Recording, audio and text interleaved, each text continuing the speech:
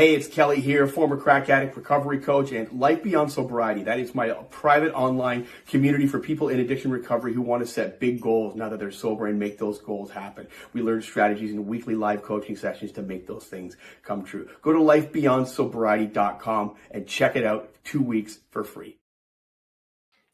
Ladies and gentlemen, welcome to another episode of No Snooze.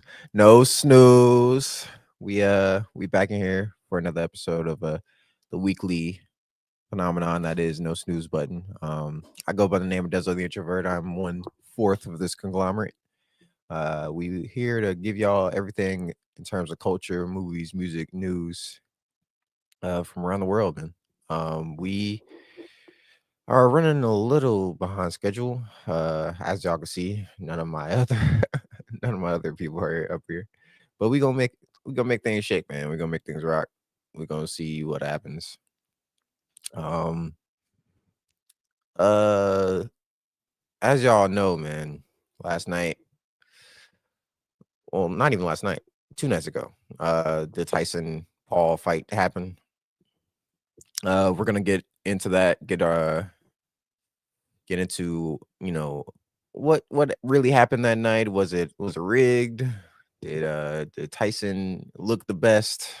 Did Paul come out looking even did Paul come out looking better than he originally did before the fight? Has people's opinions changed on Paul since he's beaten Tyson? To be honest with you, I don't know. I don't know if the answers to those questions are going to be in Paul's favor. Because I mean, I I don't think it was that great of a showing. To be honest with you, Bama, what's up, Bama? I definitely will shoot out the link, and we can get into it. First things first, though, got to do my due diligence. If you're new here, please hit the subscribe button. Like the video, comment. It helps out our algorithm. It helps boost what we do here at No Snooze Button. My boy Bama. My brother Dezo, Huh? how you doing, dog? How you doing this beautiful morning, man? I think it's Shoot, morning man, where I'm you at good. right I'm now. good. I'm good. How you feeling? Good, dog. I see you over there talking about Jake Paul knocked Mike Tyson ass out. Knocked this crazy ass out, bro. Shit funny. Yeah, man. We gonna get into it for sure. Yeah, For for sure. sure. Let me just hit people with the weather, Yeah, go ahead. so that people can stay informed about the do's and don'ts of going out and dressing this week. If you live in Atlanta today, it's gonna be a high 74, low 46. So it's gonna be a little decent, but you might want to bundle up when it comes to later tonight if you're going out. Whoa. Dezo just left the building. Yeah, man. If you're going out in Atlanta, it's gonna be cold. So you know what I'm saying? Don't be a hoochie, bundle up before you be sick. You know what I mean? And all you niggas out there going to Diddy house, make sure, you know what I'm saying, you bundle up. You know what I mean? Going to Diddy house too. Gotta make sure you bundle up before you out there at Diddy house, bro. Cause it get Okay, real cold out there too. that was weird. Um, where did I leave off? Where? Atlanta don't go outside. It's gonna be kind of cold, but you didn't tell what the weather was gonna be. Okay, yeah, it's gonna be kind of chilly tonight. Low 46. But it's high 70 throughout the day. Tomorrow is gonna be high 65, low 57, raining. For Wednesday, it's gonna be a high 70, low 44. And then for Thursday and Friday, it's gonna be a high of mid 50s, low 30s. So it's gonna cool down as we go throughout the week. If you live in Chicago, it's gonna rain the next 2 days in Chicago, high 60s, low 40s for Chicago. Wednesday, it's gonna be a high 48, low of 32. And then for Thursday, it's gonna be a high of 41, low of 29, and it's gonna snow. It's that time of season for Chicago. So yeah, bundle up out there. If you live in Los Angeles, it's gonna be high 64, low 46 today. Tuesday is gonna be high 68, low of 45. We got Wednesday and Thursday being highs of 73 and 74 respectively, and then lows of 47 and 48. Moving on to Miami. If you live in Miami, high 81, low of 71 today. High 82, low of 71 on Tuesday. High 83, low of 71 on Wednesday, but it will be raining throughout the day. And then a high of 78, low of 60 on Thursday. It will be cloudy all this week though, so may not get the sun too much, but still some decent weather. And then last but not least, if you live in New York, high 63, low of 48 for today. Tuesday, high 57, low of 45. Wednesday is going to be a high 57, low of 46 and cloudy. And then Thursday, it's going to be high 56, low of 40, and it's going to rain throughout the day. I got my boy the Ace in the back. I'm gonna pull him up, see what he has to say about the Jake Paul and Mike Tyson fight. The Ace, man, how you feeling? I feel horrible. I can't believe 2 days ago that disgrace, that pure utter. Can I cuss in here or no?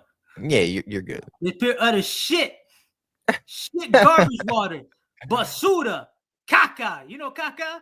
You go anywhere in the world, caca shit. You garbage all over the world. You go to the Middle East, they know what caca is. You go to South America, they know what caca is. You go to the motherland, Africa, they know what caca is.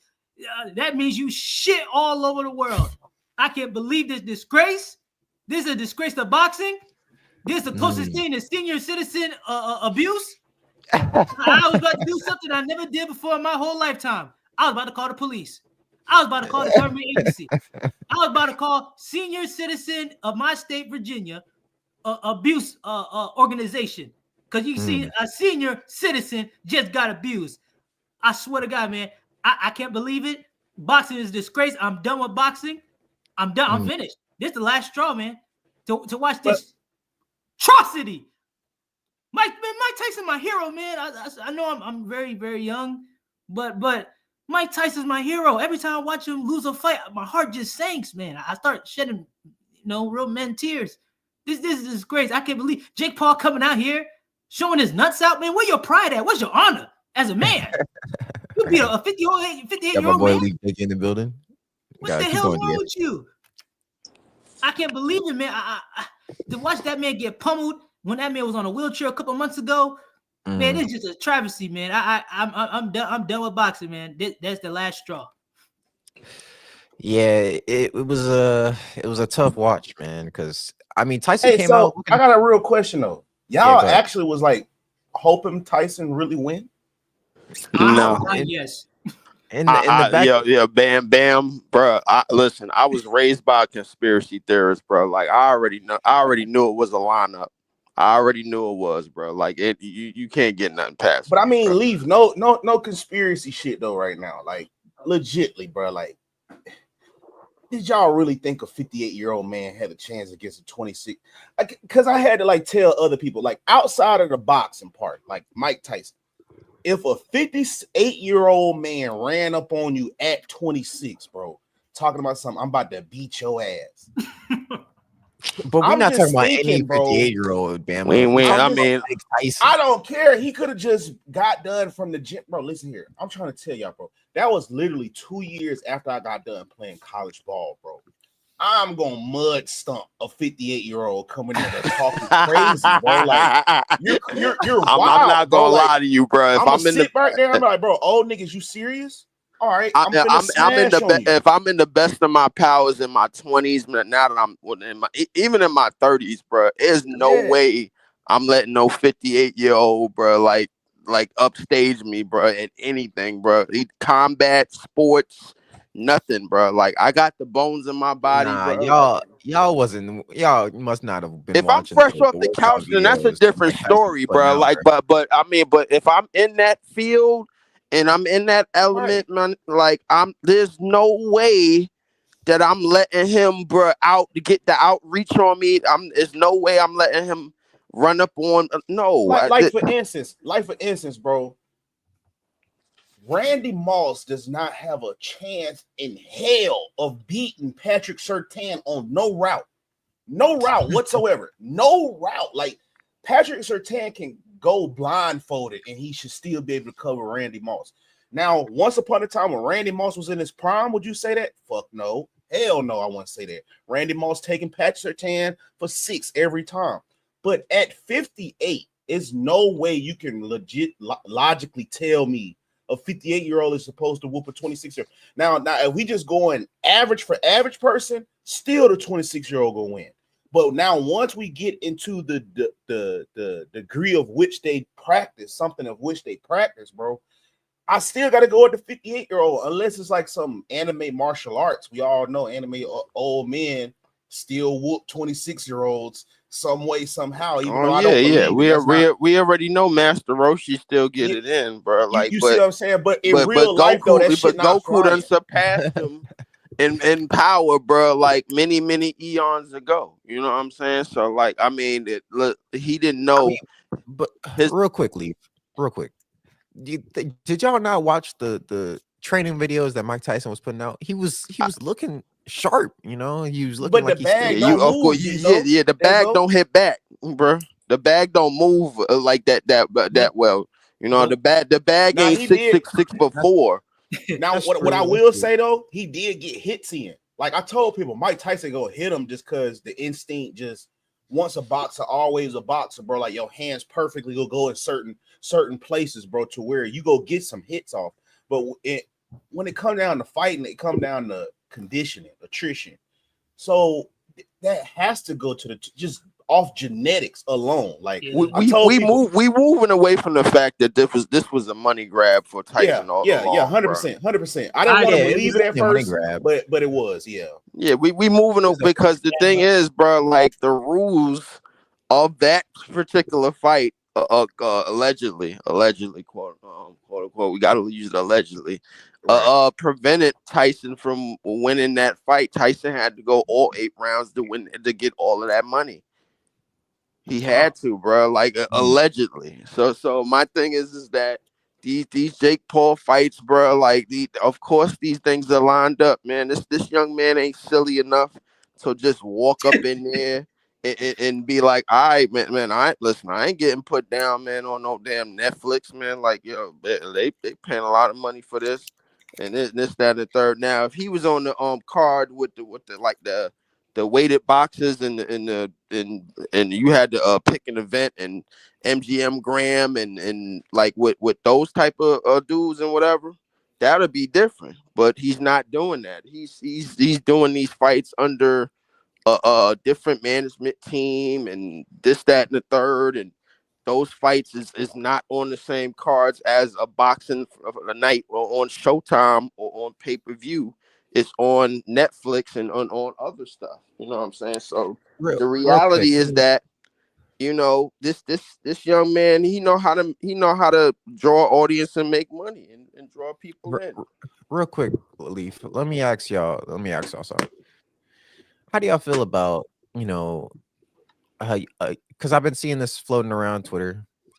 How do y'all feel about a young white YouTuber beating one of the greatest black boxers to ever walk the earth? Like, how y'all feel? At first, boxing is a disgrace of a sport, man. That's what I've been saying. Like, and I can't believe I don't feel no type of way about it, bro, because Mike Tyson this is not 1985.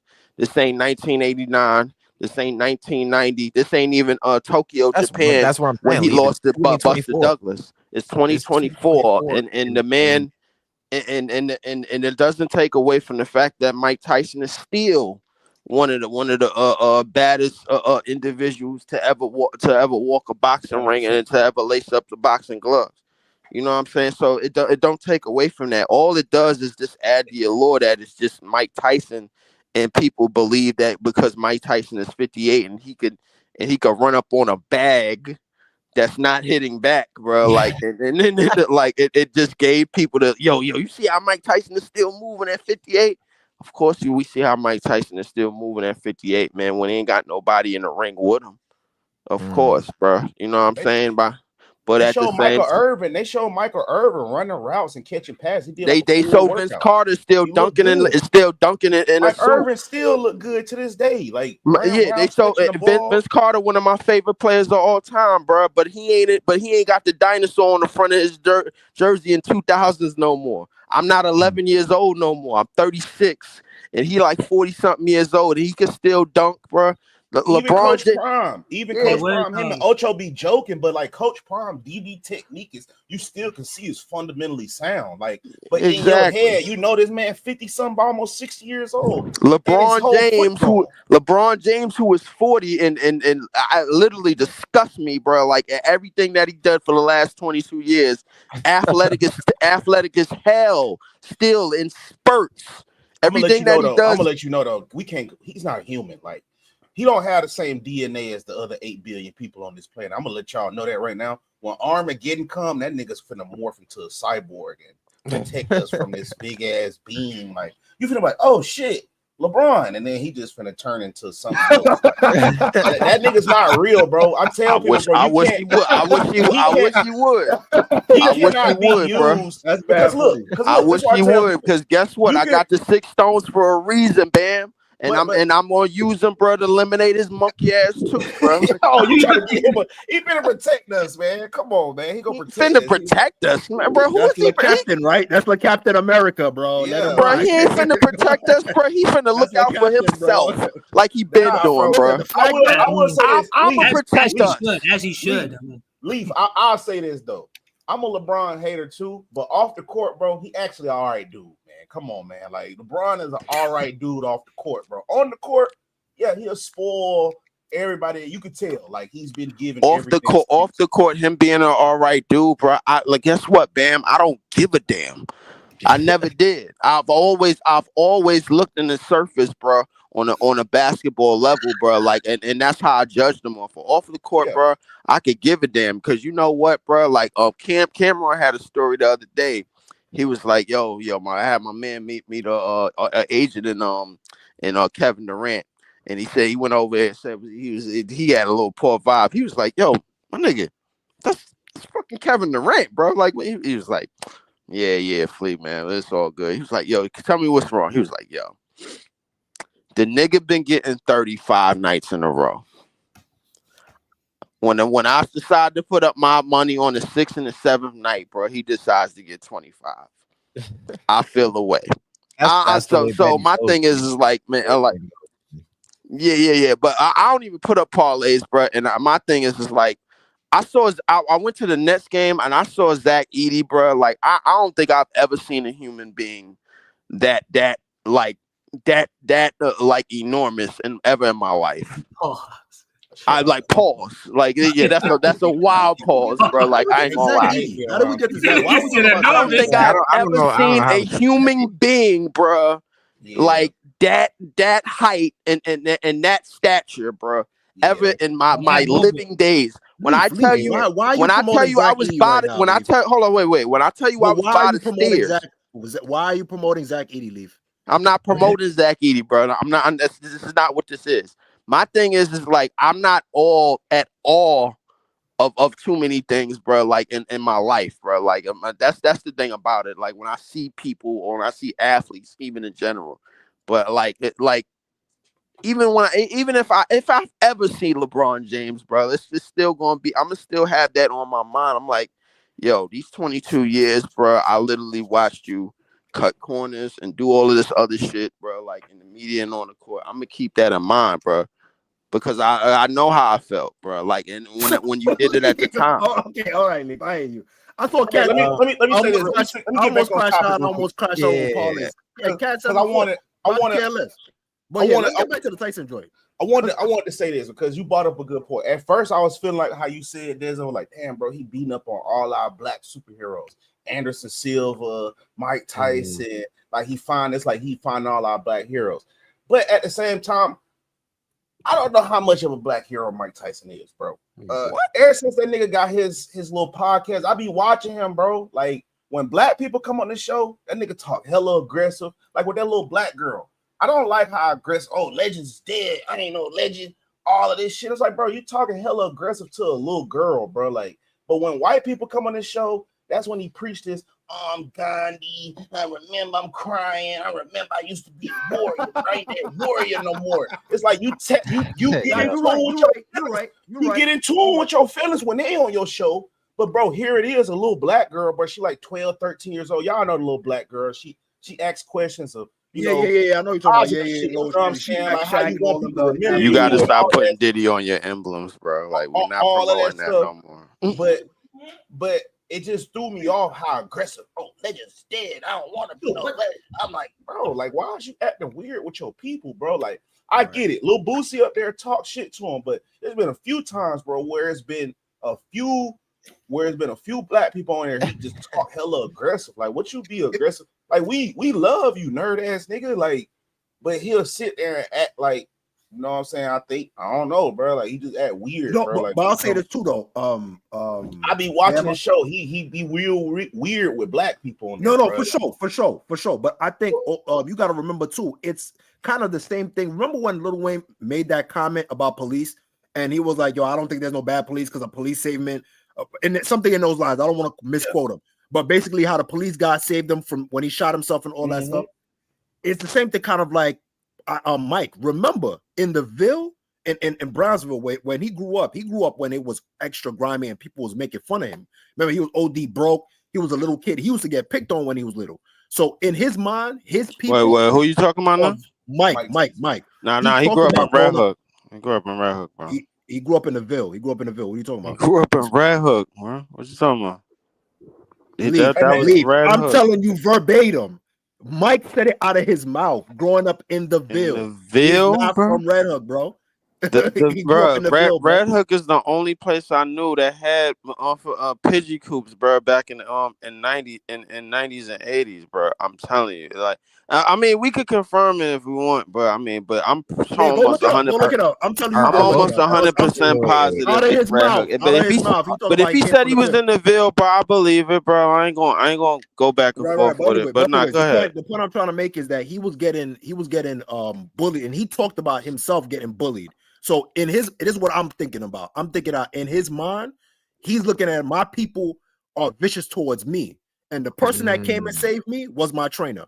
He looked at his trainer as his savior, bro. He says it multiple of times that he gives credit to him, blah blah, like the way he talks about him, and in his mind, it might be a complex, Bama. You know what I'm saying? Like that subconsciously, it just comes out. So I agree with you, Bama, but I think it's due to the fact of like the way that he grew up and how he looked at his trainer saving his life. And then on top of that, it doesn't make it worse that when he went back to rocking with quote unquote black people, Don King violated him and took all his bread. You see what I'm saying? So he may look at black people in a certain way, and it may resonate subconsciously. He may be a little bit more like not submissive, but he more docile towards, like, you know, the other side and his own people. He said, "I'm gonna meet aggression with aggression." I just want to rebuttal real quick, and somebody else can get it. And this is why I kind of feel Dr. Umar, bro. Like, you know what I'm saying? Like, yeah, that may be the case, because a lot of times I agree. A lot of my life-threatening situations came with people that look like me, bro. Like, a lot of times where I was in position to either lose my life or serve a sentence, bro, I was with people that look like me. Right. But at the same time, bro, like, as I still progress and as I get older, I see who put us in that state of mind. You feel me? Like, it's 100%. still a certain group of people that put us in that state of mind 100%. To where we are those crabs in the barrel. Mm-hmm. So now, like, knowing what I know about life, bro, I don't judge people off skin color, because, like, one of my biggest people that helped me out of my life was my mentor, a white man, Trump supporter, way back in the Pinnacle Club when people was my. So I was like, bro, he couldn't be racist, because, you know what I'm saying, my mentor showed unconditional love, bro. Whatever I needed, bro, like real life, bro. After my father passed, he was there for me, like real life love, bro. Like, and this is in Alabama too, this bro. It's in Alabama, like, bro. So Alabama? He did. That's where Bama's from.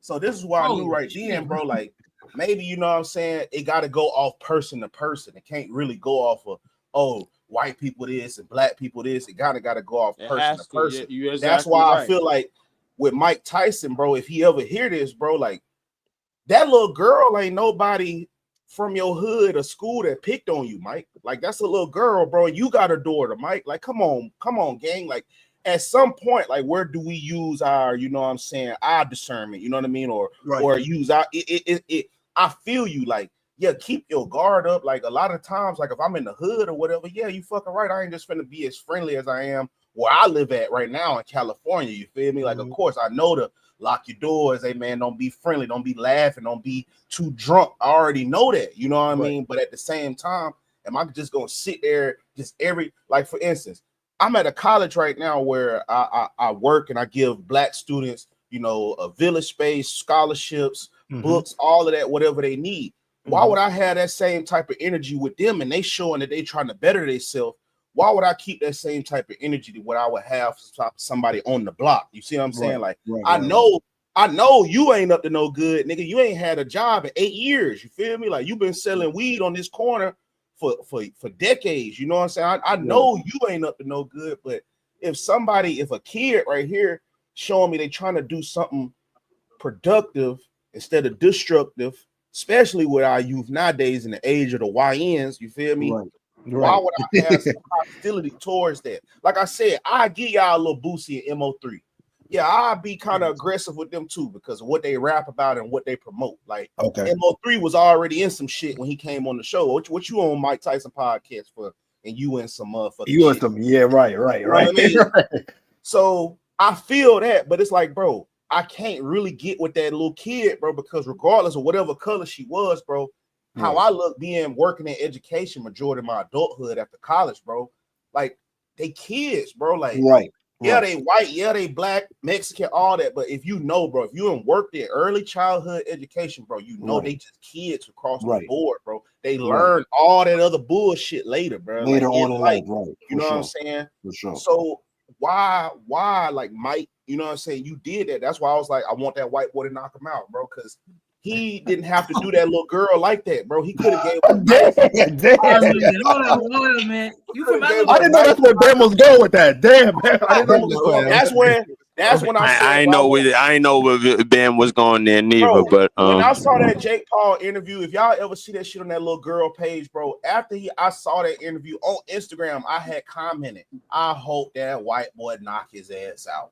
Seriously, after that, bro, because I'm just like, bro, I got a little niece that age, bro. If he would have tried, I would have open hand smacked that nigga, bro. Like how Dave Chappelle put his head on the fucking counter, nigga. That's how respectfully came down, bro. Like, palm strikes, mad palm strikes. Because I know my little niece sweet just like that, bro. Like, it's no energy my little niece gives off that will warrant that type of energy back. That's why I be looking at you kind of sideways, bro. Like, I'm with you. What energy? Like I say, I don't know. This is why I always tell people to go back because we on the internet. Now, I will say this. I don't know, saying that, I don't know what energy she gave off. Maybe she was listening to Sexy Red or something before she walked up and did that interview. Or I don't know, bro. We don't know. We don't know.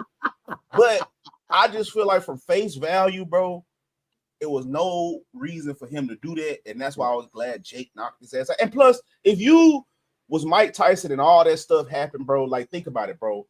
We said he legends, bro. The easiest community of people to make money off of is Black people. If you still broke after you and got your fame, Mike Tyson, you just want to be broke. So if you got to go get beat up by a white boy to get some money now at the level you at of fame and stardom, bro, I'm with you on that. Come That's on, where I'm with you on that too. But we got to understand, man. Mike pretty much worked for the government with all the money he owed.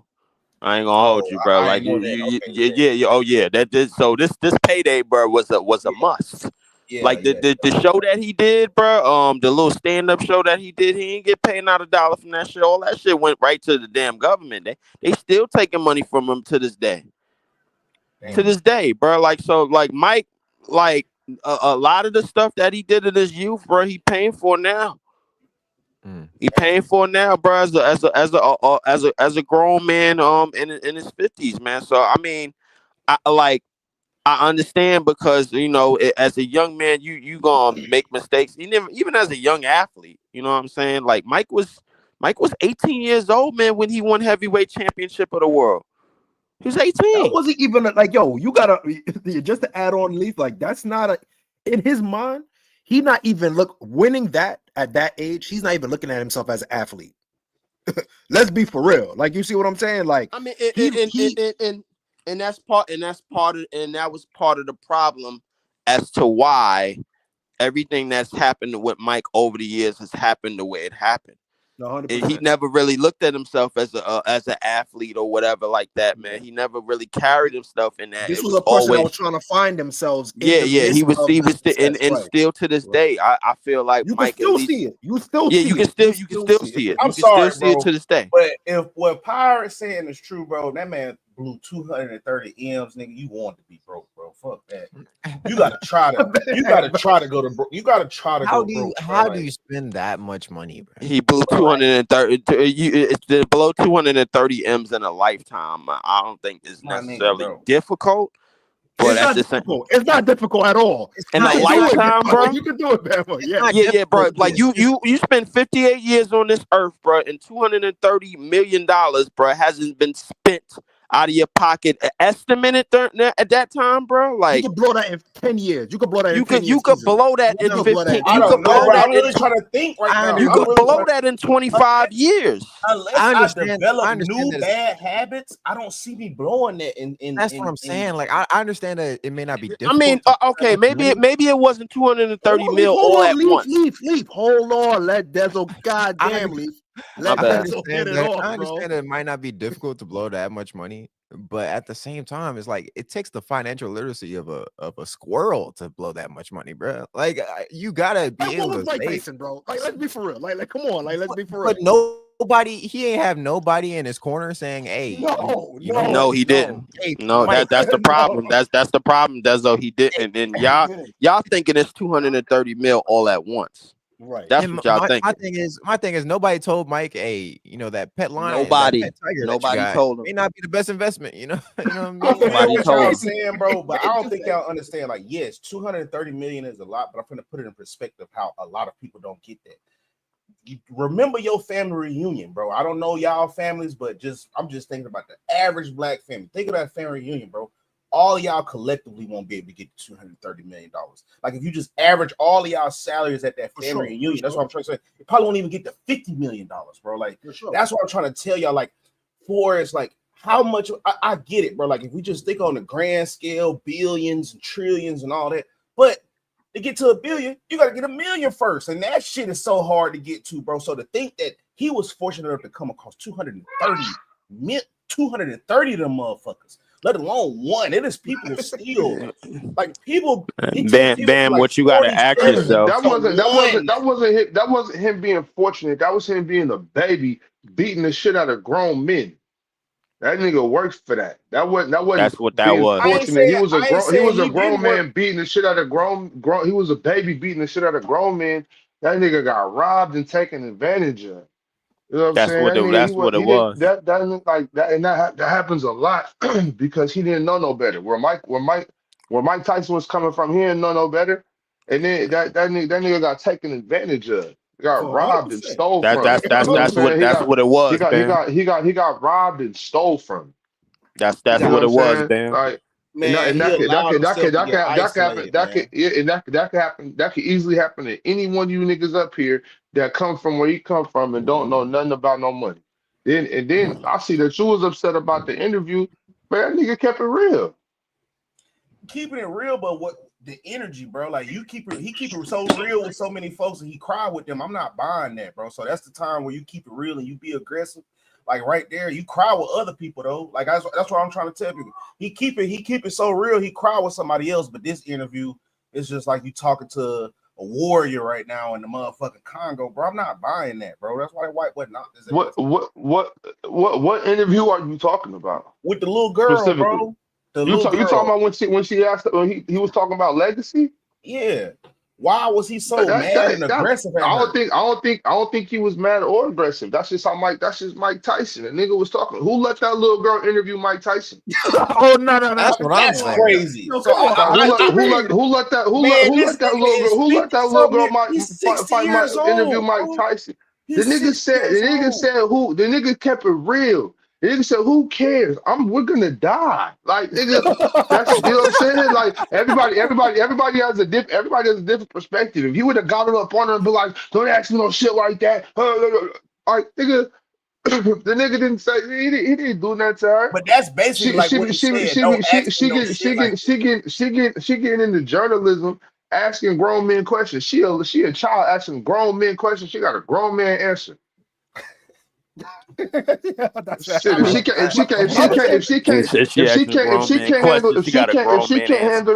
if she can't handle that, she need to keep her little ass out from in front of I grown ain't men saying face. As she a can't handle it, but I find it weird. matter of I fact, little find it girl, weird, stay Ox. out of grown folk business. Yeah. Who the fuck is you asking me questions? Why the fuck is you asking me questions This is for? what she trying to do. How you Bro, doing? nigga, Watch out. Bobby, How you bro, doing? she was sent to do that, bro. Like that's part of the Well, job. well, that's the problem. Who sent that little girl in there? The It's not. motherfucker that's old paying her to man. do it, nigga. What you Well, mean? What you mean?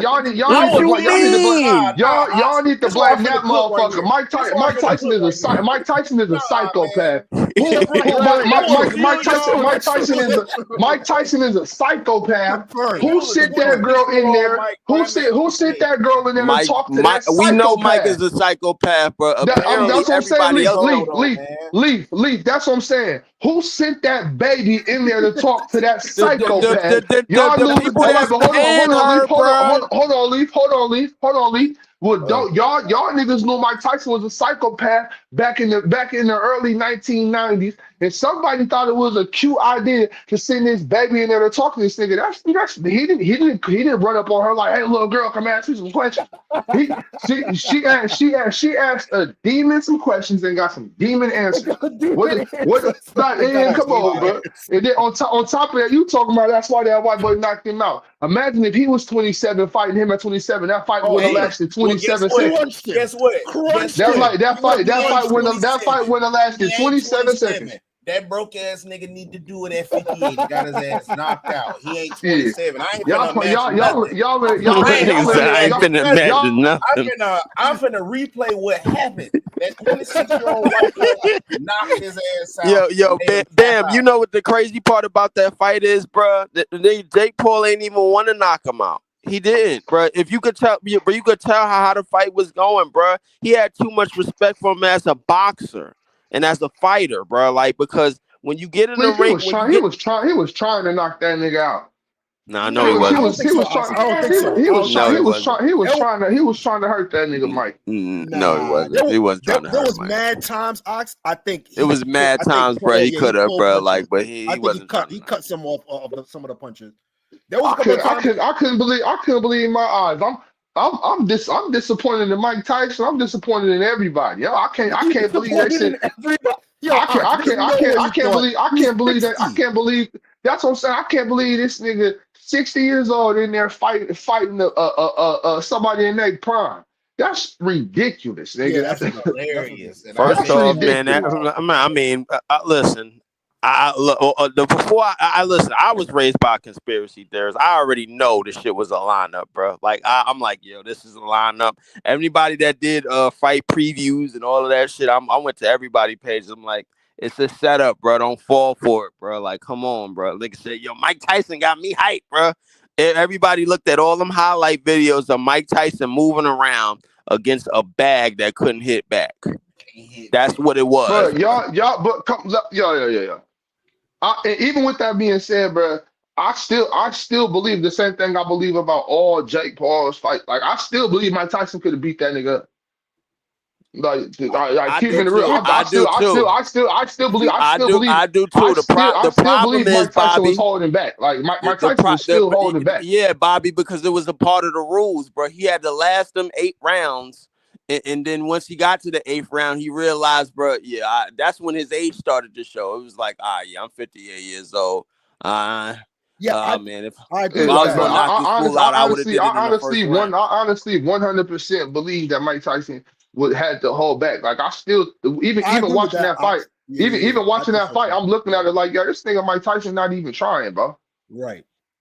Okay, even at 16 years old, being an old geriatric senior citizen, I still believe that this nigga Mike Tyson could have put it on that white boy. No, so I'll say this though. I'll say this.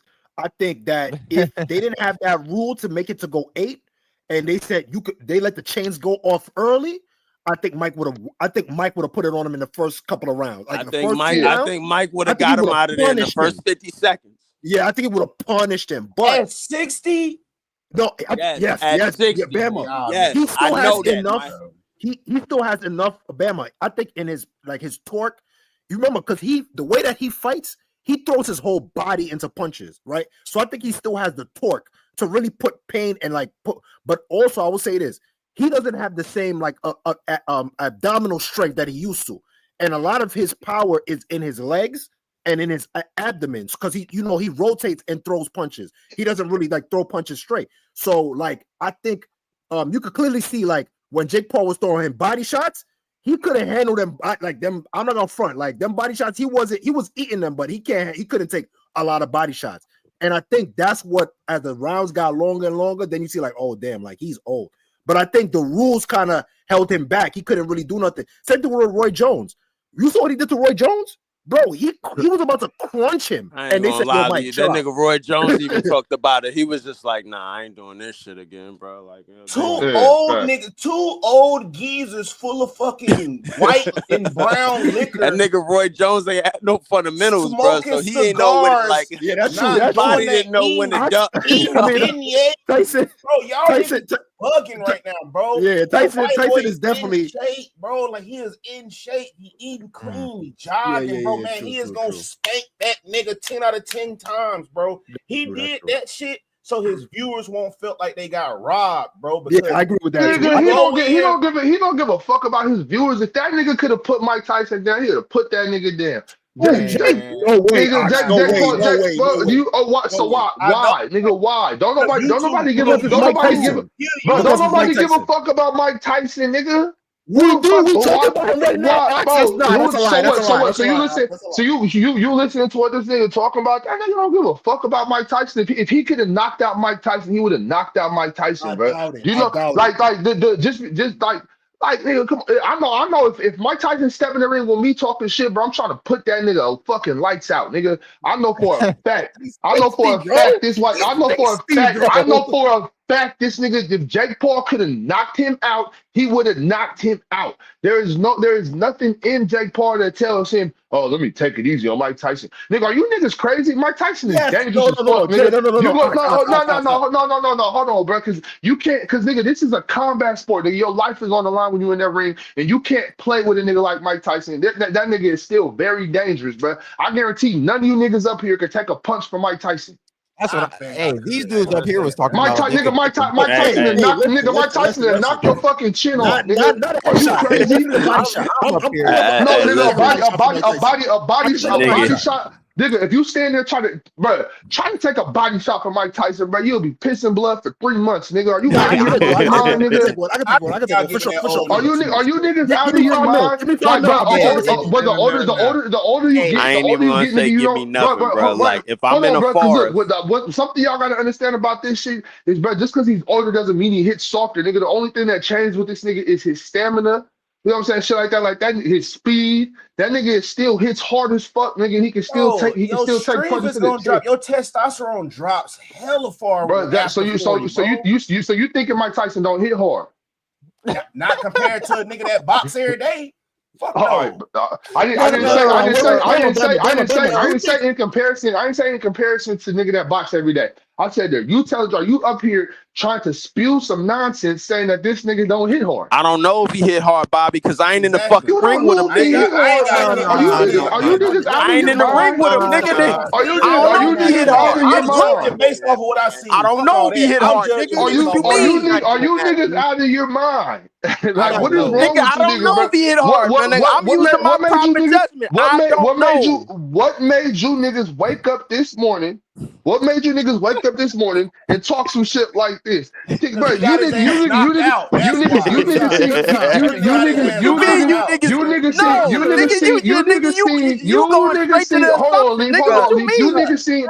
niggas seen Jake Paul get in that ring with some gloves on, playing with Mike Tyson, and that made you niggas get the nuts to come up here acting like Mike Tyson won't bury you niggas. Stop playing, bro. Stop it. All because and Bama, you doing it because this nigga kept it real with a little girl that didn't have no business interviewing. You niggas is out your mind. You niggas is out your mind, bro. Y'all better cut that shit out, bro. Mike Tyson still hit hard, bro. Come on. Yeah, Nigga, listen, hey, Mike Tyson still hit. He probably still hit hard, but I don't know that nigga because I ain't near Bro, him, look, nigga. my mom husband. Matter of fact, Bama, you know her, right? Maybe. The light skinned nigga, the bald nigga that be shooting, that be coming. Oh yeah, used to go yeah. Uber. Bro, that nigga, he 5 years older than Mike Tyson. I done seen that nigga punch my little brother in the side, and my little brother couldn't get up for about a minute and a half, bro. And that nigga don't do no kind of boxing. These old niggas are still strong as shit, bro. What's wrong with you niggas, bro? Nigga got He's strong. He's strong, but to move with force, like standing still, and he get to the spot, cool. When he plant his feet, cool. But you got to remember too, Ox. He got to retreat. He has to duck. He has to counter. So he's not gonna have the same muscle. That's what I said. His speed, his stamina, all that shit is gone. All that shit is shot. I'm simply just talking about, can that nigga still hit hard? That's all I'm talking about. For sure. I understand all that. As Can he still ball his fist and strike a mighty blow? As an old nigga, you don't got no business fighting no young nigga for longer than 45 seconds, bro. Exactly. You don't got no business gotta doing get that. him out of there in a minute. Your feet don't work the same. You know what I'm saying? Your head ain't the same. Your brain, your eyes, none of that shit is the same. Your reflexes, none of that is the same. But you still got power in that fist, bro. All right, real quick. Let's take a minute. We've been talking a lot about Mike. What does this do for Jake? Like, is this Nothing. Not shit. What he put 40 This million doesn't in do his anything pocket, for him. did Like, y'all don't. Golden Glove guys, like, let's start doing that. Stop fighting these old guys. Dezo, you really asked that question, bro? But that's what I'm saying. What Does does this it do give for him Jake? opportunities to fight? Hell, Dezo. If he get in the ring with one of them with the heavyweight division, his ass is cooked. I'm gonna tell you like this, Dezo. I wish I had a little. This right now is when I wish that I really was a clout chaser. I wish I had me a little bit more fame. I'll beat the shit out that white boy. He's gonna throw you 50 He's million. more corny. Each fight is getting more corny and cornier, bro. He gonna throw that nigga Bobby 50 million. He gonna stand there and take like 2 punches. I ain't taking no die. You ain't gonna take the dog. So you'll knock that nigga out, man, for what, $250? I'll try my hardest to knock all the blonde out. I'll try my hardest to knock all the blonde out that boy head. I don't know what's wrong with these niggas out here just letting that nigga beat the shit out of them. I can't have it. I'm lost, Ox. I'm lost. I can't go for this type of shit, bro. I don't know what's wrong with these niggas. It's called clout bag. That's what it's called. I'm saying this is what I'm saying. I'll get mine. I'll get mine on the back end. Fuck all that. Right. We're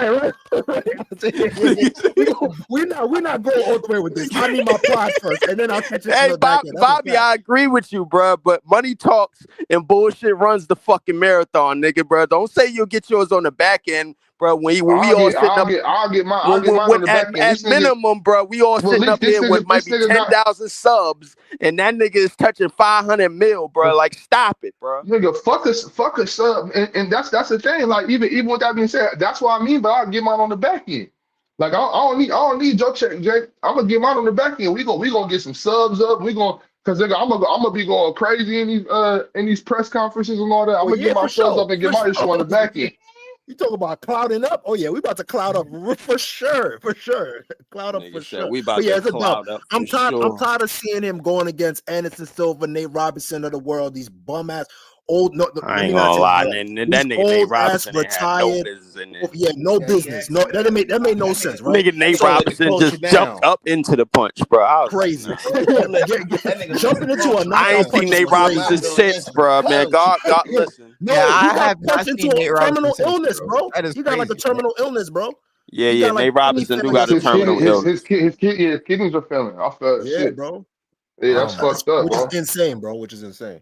But with that being said, like I hope he does get a kidney transplant. I hope Nate gets healthy, bro. I really do. But as far as that fighting shit, bro, that nigga ain't got no hands, bro. He need to stay the fuck out that ring. He was rushing Jake with his head down and shit. Like, bro, what the fuck are you doing, bro? What are you doing, Shit, bro? He disrespect. He embarrassed us, nigga. I had secondhand embarrassment for Nate because now white boys all around the world thinking they could beat us up. Ain't that around the same time Deontay Wilder got folded? Yeah. Yeah, but don't forget, never forget that the ref waited 2 seconds to start counting and Deontay knocked Tyson Fury ass out. Don't never forget that. And let's not forget that Tyson Fury had some funny shit going on in his gloves too. Let's not forget that. But that's neither here or there. Yeah, don't ever forget that Deontay got robbed that first fight. But J. Paul, we need you to see. You could just do Golden Glove guys just coming up in the ranks. I want to see you go against them. They'll put you out. The people that's striving to be Golden Glove boxers, go against them. How about that? But see, this. Oh, go ahead, real quick. I think Jake is smart because he's marketing genius, bro. Like he's really for sure. No, business wise is amazing. Business wise is amazing. He's picking people that he knows. First off, he can fight, and second of all, that have somewhat clout. You know what I'm saying? Like Mike Tyson ain't just a Gold Glover. Like he's somebody that can bring. This is a dude that used to do dance videos, bro. To Carly Joe, bro. Like I ain't gonna lie to you, bro. This shit is just bad. Nah, I just figured it out because somebody sent it to my fucking phone. I'm like, it was like, yo, this is who Mike Tyson lost to, bro. Y'all be liking Jerry McCain's dance video? No, I don't. Bro. Yo, Bobby, bro. Like, come on, bro. That is nice. Let's not. I don't want Bobby, bro. Come on. Hold on, leave, real quick. Besides his bum ass TikTok, hold on, leave. Besides his bum ass TikTok videos, Son is nice. I want to put that out there. Jerry McCain. Oh no, bro. I'm not talking about Brett Game. I ain't gonna play with him like that. He's tough. I was not expecting him to be that cold. He cold. Man, go real quick, so who does Jake fight next? Does he bring Manny Pacquiao out of retirement? That's what I was about to say, bro. At this point, how mad he got people, he get to pick and choose. Like that's what I was telling people. I was like, because look, think about the Negro. No, real life though. But think about this though, because you right, Denzo. Like he a marketing genius, bro. Like so, he gonna have all these boxes lined up, emotional because Mike Tyson, their hero, psycho, right? Demon. He the hero. They gonna line up. I'll fight you. But guess what Jake get to do? If I'm trying to be the top dog, I ain't gotta pick the bull mastiff. I can start at the poodle. It's almost a dog. Now all the dogs barking at me. Look, I got all the dogs barking at me. Yeah. I feel you, Bama. I got all the dogs barking at me right now. Manny Pacquiao still got enough in him. I think Manny Pacquiao put him down. But see, I ain't said, man, what, Pat? No. Listen what Dezo said. He a marketing genius. If I got any doubt this nigga might whoop me, I'm not picking him. Okay, next we're gonna move down. Hey, maybe the Yorkie was too much. Move down one more. Let me get a smaller dog. You feel me? Like that nigga scared me a little bit. Chihuahua now. How about he get in the ring with a nigga his fucking age, my nigga? How about that, bro? How about I ain't gotta do what Leaf said? How about I still be a marketing genius? How about I still be a marketing genius? And Marcus your shit in Australia, nigga. I don't want to see you no more. Bro, how about we ain't gotta do what Leaf said? I see what he doing though. It's smart. I'm mad that nigga said that, bro. How about like nigga? Get that on the shirt. Get that on the shirt. I'm mad, bro, man. I really don't think about really a marketing genius. I just think he's just taking advantage of, which I guess that is when you put. You know what? I guess he is when you think about it. It's genius, Ox. If you get a chance to line up a bunch of basketball players right now, you know that was good, but probably got arthritis or some shit in their knees. Like imagine, nigga, Bama, I got arthritis in my knees. How I'm gonna take advantage of any arthritis in his knees? That's a perfect example, by the way. Niggas is getting labeled marketing genius for calling up Imagine- niggas, man, with motherfucking. Facts. The niggas Facts, is Lee. getting That's what I'm called saying, marketing Lee. geniuses, man, for this shit, bro. But think You about it niggas though. is The reason why it's bro. marketing genius, niggas Hey, is the world, paid. hey, Leaf, the world is fucked, That's bro. The mad world is funny. I'm fucked. trying to tell you. Why? That's why I wear these 6 rings, man. These niggas gotta go. Leaf. But the thing is, right? He knows about marketing because he came from that. Like he was a YouTuber. Oh my He was one of the god, biggest bro. YouTubers We in the really world. calling this nigga a marketer's genius, Leaf, bro. how did he After become- somehow getting a did he become one of the 58-year-old biggest YouTubers in the nigga, world? bro, that owe money How to did the he become one of government, the man, biggest in the YouTubers in the But ring that's with world? my all point my. though, Leaf. That's my point though. And we And that calling him 58-year-old marketing nigga, genius for that, How bro. did he become one of the biggest YouTubers in the world, Leaf? If this was 1940, my nigga, I guarantee you, bro, we be calling that nigga, man, a goddamn This isn't 1940, Leaf. the disintegrator of our people and shit, man. I'm Leaf, like, real shit. Leaf Real wanna shit. be No, an no, old no, nigga no, so no, no. bad, I ain't bro. even talking about that. I ain't even talking about that. This is what I'm just talking about. Mike Tyson is 58 years old, well past his prime, bro. Y'all even admitted this, bro. And we still tune. He still got us a tune in and watch to where Mike Tyson made 20 million off of that fight, and he made 40 million, bro. I don't think if you don't think that's genius, like nigga, that is y'all sat here just these past 20, 30 minutes talking about all these young niggas he should fight, bro. He think about that. He didn't even fight them. He's fighting old retired niggas you forgot about and still able to make millions, tens of millions off of it, bro. That's genius, bro. Like I don't have to risk my life. Because think about it. Even though Tank is the best boxer out right now, it was a risk, my nigga. It was 50-50. Like it was no guarantee he was finna beat Garcia. It was no guarantee he was finna beat all of them boys, bro. Like, because them boys are actual real boxers like him. Jake Paul has figured out a way to put the odds all the way in his favor, but still get that type of money from those fights as if he is going against somebody like someone that's competitive. I see what you're saying. Yes, you see what I'm saying? I ain't gonna lie. I want to move off this topic so bad, bro, because we getting called genius and getting called innovative for this shit, bro. And I'm getting real. My blood is boiling right now, bro. And it ain't listen. It ain't supposed to be doing this at 11:02 and a.m. in the damn morning. Oh my so god! It's like if a young striving upcoming basketball player was making his rounds, talking and stuff online, and then after a while he posts 1v1s. He starts out with Tracy McGrady. Or he starts out with because that's Tracy. I'm with Bobby, bro. Nah, we're not doing that. No, Tracy. He's doing that. On top of that, there's a difference between basketball. Before anything though, and my bad, that's I didn't mean to cut you off, but I'm walking back from dropping off the kids. I got to jump on the panel here in a second. I want to get this off real quick. Because I can't sit here and listen to Bama praise this bullshit. First of all, I don't give a fuck. I don't give a fuck how much money a nigga make, but there's no integrity in that. Like the money don't replace the integrity. Like the money don't replace. And first, and on top of that, this business model though. Come on, man. What are we doing? No. There is no integrity. There is no integrity in this business model. I don't give a fuck about how much money the nigga make. I don't praise money. I'm just not with the. And on top of that, another thing too. This is all show business. I don't know if this nigga really making that amount of money. These niggas is up here just talking. I don't know how much money this nigga really making. You know what I'm saying? This shit is all show business and production. I'm trying to figure out how the fuck can a nigga really make that much money beating up on old niggas. Like you know what I'm saying? There's no this whole YouTube and social media shit, but there's no integrity in this shit. Y'all talking about the business model is this? He's a marketing genius. No, the fuck he's not. People are just stupid. That nigga, who the fuck would go watch that? Like, nigga, I would never.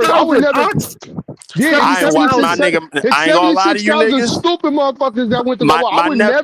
Hold on, Leaf. Hold on, bro. Hold on, Leaf. Because I gotta go. Like, there is no possible way anybody with half a brain cell would pay money to go watch this weird ass white boy beat up on 60-year-old men. Like, nigga, that shit is dumb, nigga. Like the fights before that, that's real fighting. Like, like not all of them, but the people that are real boxers.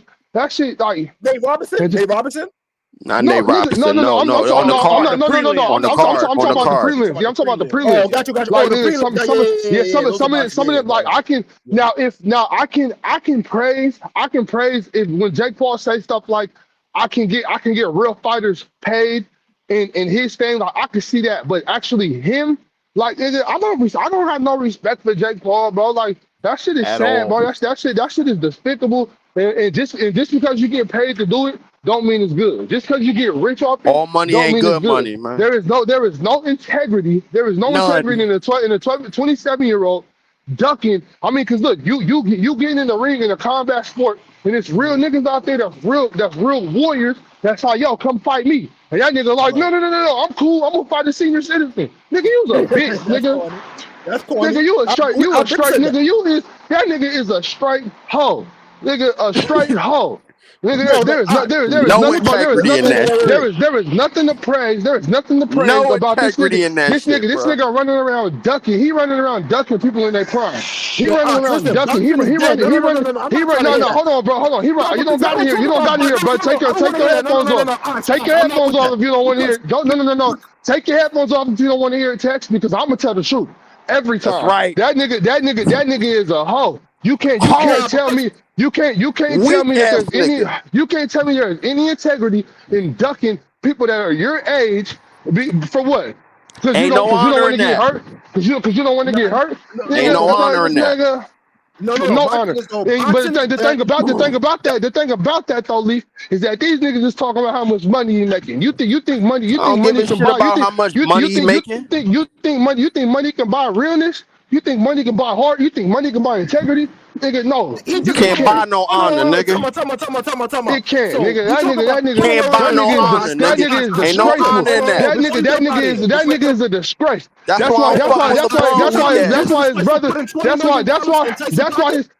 why his brother is on WWF doing fake wrestling on the shit, crying about the bitch because she was sucking everybody's dick. These two white boys, these niggas are straight hoes. He just put $20 million in Tyson pocket. Right? You don't know that. But that's what I'm going on based on. But that's what I'm saying. I'm going on based off what the reports are saying. I hear you. I'm just saying. Let's take that at face value. But my thing is that boxing has been dead for a long time, and it's still gonna be dead. Boxing enthusiast, right? In terms of like getting mainstream people to get involved into boxing, yeah. Like I'm not mad at him for doing that. He has to take people that have a draw. You can't just take people that's randomly. As far as a business model, y'all talking about he's a marketing genius. You talking about as a draw, nigga. This is boxing, nigga. If you're not good enough to work your way up the ranks and fight real boxers, nigga, I'm not finna praise that, nigga. There's nothing you can say to make me praise that bullshit.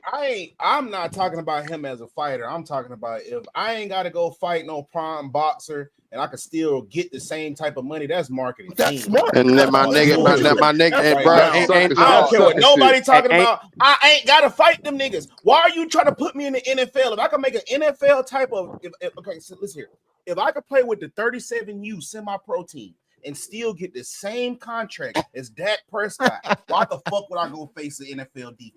Why would I go over there and get confused by combo coverages and Jalen Ramsey when I could just go play an average nigga that just got off work from KFC and bomb him and make the same type of money, and y'all still watch it, y'all still know my name, y'all still that's because the viewers are stupid. That's why, Bam, ain't no honor in that shit. Well, ain't no honor in that shit. And all money ain't good money, bro. I don't give a fuck about none of these niggas' dollars, man. Fuck them all. That's where I'm at. This is where I think about it like this. Yes, it's fucking. I would have been sold some butt for some money, my nigga, if I ain't had no code. That's not selling. Yo, send him to hell, Dezo. Yo, Bama, please. What did you do? Leave yourself must sell some. What the fuck? Yo, take a break. Take a breather, Leaf. Holy smokes. He's gonna sell some butt, bro. Yo, go ahead, Bama. But look, just check me out though. Because look, Jeff Bezos did it. Literally, Amazon sells nothing. Like they sell nothing, bro. But he still gets paid off of the little shit that they do sell that you give them. You give them the product to sell, and he makes money off of it. That is a money glitch, my nigga. Like, if you're able to figure out how to pull a money glitch, that's smart. You feel me? That's smart, That's bro. that's why that's why everybody, He bro. not robbing nobody. He not scamming, bro. He's That's allowing the dummies who want to come pay to come pay. Come. see. This is why this is one of the reasons why, bro. That a lot of content creation, bro, really ruin entertainment, bro. And I feel what old boy was saying, the fat nigga, bro, that do comedy, bro. The nigga Ryan. And like a lot of his shit the shit that he say, bro, I don't really fuck with. But when he said that, bro, like he was just speaking 100% facts. Now it's based on popularity. It's based on whether people just want to see you do shit or do stuff on the internet. Da da da da da. And it's one of the reasons, bro, why Jake Paul and a lot of people that watched that fight that night lined his pockets up and allowed him to make that money. My thing is just like, bro, like to me, realistically, bro, like if people were smart enough, they'll understand this nigga straight up digitally panhandling, bro. That's all that shit really is. 100%. But it's working. It's working. That's why it's saying you gotta say you can't. Ain't no honor in that shit, bro. You can't knock the hustle. You can't. Ain't no honor in that shit. Nah. Ain't no honor. Ain't no honor in that shit. At some point, bro, you gonna have to stand on something, bro. What? At some point, you gonna have to making money beating on these bozos that want to take the bag. Here's my thing. My thing is Tyson had more than enough opportunity to say no. I don't want to participate in this. He saw the move. He got blinded by the money too. So he's a bozo too, right? Tyson's a bozo for taking the money. Nate Robinson's a bozo for taking the money. Anderson Silva's a bozo for taking the money. All of them are. So if that's the case, the same way that Jake Paul is dishonorable, Anderson Silva is dishonorable, Mike Tyson is dishonorable, all that. We got to get I'm not leaving out. I'm not leaving out nobody, bro. Listen, hey, I'm aiming to hit everybody. Keep the energy for Mike Tyson. Keep the energy for Anderson Silva. They're the bozos that took the money and decided to make it a match. Oh yeah, keep that same energy for Vlad too. You talking about he had every opportunity not to take that money, just like you be mad at Vlad and them stupid niggas got every opportunity not to answer them questions. That's true. That's true. Keep that same energy for Vlad, because because you I just heard what you said, Tex, and then when I said the same thing, no it ain't. You niggas do the same thing to Vlad, and because if them niggas get up there and answer them same questions, they got every opportunity not to, and you just said they had every opportunity not to take that bag. I can't believe you dishonorable niggas. You lucky you came up. That's crazy, Ox. You read my fucking mind, bro. Like, cause I was just about to talk about that in them rapper niggas, bro. You lucky. Hold on. You got it, Ox. You got it. I just got to keep it real every step of the way. And this nigga Tex ain't up here keeping it real. He ain't, bro. He not. We out here praising niggas because they get into the bag, bro. I don't give a shit about none of these niggas' bags, bro. These niggas' bags ain't getting me out of Brooklyn. I don't care, bro. Like, why do I care about how much money they get? What you want to get out of Brooklyn for? What's wrong with Brooklyn? We're not talking about the bag. I'm not. Got a little thing. Listen, my thing is that it's not the bag. Yeah, it's not the bag. It's just the fact that he's able to get the money, like get monetary value off of this, bro. Like, that's what just think about it. If me or you fought Evander Holyfield, that shit wouldn't even draw in 40 viewers. But the fact that if Jake Paul did it, he's gonna get millions, tens of millions of dollars up out of it, bro. Like, be honest, like who is he? Who is Bama? And I guarantee these dudes would not be saying this. Like I said earlier, if it was some random young basketball phenom that was coming up in the ranks and he wasn't great enough to make it to the actual NBA, but he was calling out all the OGs talking about 1v1 me. And he was pulling in views for that. I guarantee you they would not be saying that. It's plenty. Dezo, I got news for you. There's plenty of niggas that do that online, bro. Like, I was about to ask y'all this. The old head. We can track this though. Go look at Hezzy the God, bro, versus when he went against, was it Jeff T? Kyrie. I think he went against Kyrie. See how many viewers they got. He went against Kyrie, my nigga. A nigga that's in the league doing it right now. And I guarantee you that ain't got as many views as the Jake Paul shit. That's what I'm trying to explain to y'all, bro. Like, it's niggas that's doing it right now. And still does not have the same. Like, listen, this is Kyrie. going Let me against ask you a somebody question, Batman, real regular. quick. But you niggas is not watching it because a nigga like, who is Hezzy the guy? A YouTuber? Oh, I'm better than that. That's the first thing a nigga will be like, I'm better than that nigga, so I ain't finna watch that shit. But you think you better than Jake Paul at fight. You know Jake Paul is the weak boxer, but you still tune in because why? And I hope this nigga get knocked out. Because you know he's not good. Exactly. That's the point. So let me ask you a question, Bama. Everybody think they a WWE promoter now, bro. Let me ask you a question. If Michael Beasley, right? If Michael Beasley, as soon as he got, because remember, he got kicked out the league to the point that Dezo was making. If Michael Beasley decided to go to YouTube, right? Build a channel, yo, Beasley, he's cooking everybody, right? And he built up some cachet. And now he's going back, yo, I'm coming at the league. I'm calling out all these players. Now I'm gonna go after the old players first. T-Mac, Vince, all these old, and he's dog walking them one-on-one, right? And he's and he's taking advantage of all the one-on-one ISO Joe. He's washing all of them up. Eventually, we're gonna be like, yo, we want to see you go against a prime NBA player. We're gonna see. That's what we're seeing right now. We see you wash up all these old people. Now we want to see you go against someone that's actually in your age bracket. That's all we asking for. Hold on, wait. But we can't be mad at the fact that he found a way to capitalize, get a draw, and still get people that can either be equal of a draw or at most even controversial. You know what I'm saying? Like Anderson Silva, Nate Robinson, all of the Nate Robinson one was a joke. In my opinion, I think that was that was a pure clout move, joke move, whatever the case may be.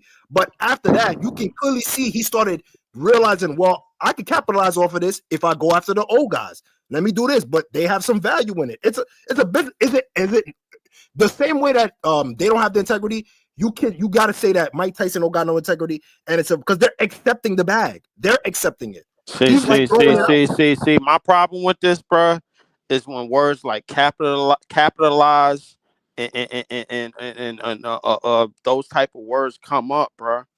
That's what make me know, bro. Like, and all them niggas that accepted that bag, they go on, they underline with that too as well.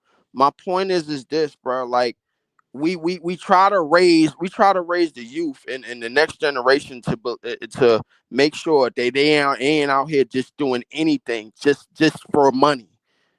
And that means and that means everything that you saw on Netflix that night or anything that you see on the internet, bro, that indulges in quote unquote clout, bro. Like this shit, bro. I don't give a shit when nobody say. Ain't no honor in that. It ain't, bro. I'm not glorifying the fact that a nigga could make money off of that shit just because a lot of people want to see him get his ass beat. I'm not glorifying that at all, and I never will, bro, because I stand on shit. I stand on way too much shit, bro. Nobody's glorifying it, bro. What are we doing here? What are we doing here? Leave it. I y'all losing me with this like holier than thou. I'm not doing it, bro. On something. I ain't saying on something. What this entertainment? What are we talking about here? If your kid was making $200 million fighting old boxers, you would not tell him to stop. Like, what are we talking about? Say, yo, you need to stand on principle. You need to pull up. Hey, what are you talking about? Y'all losing me.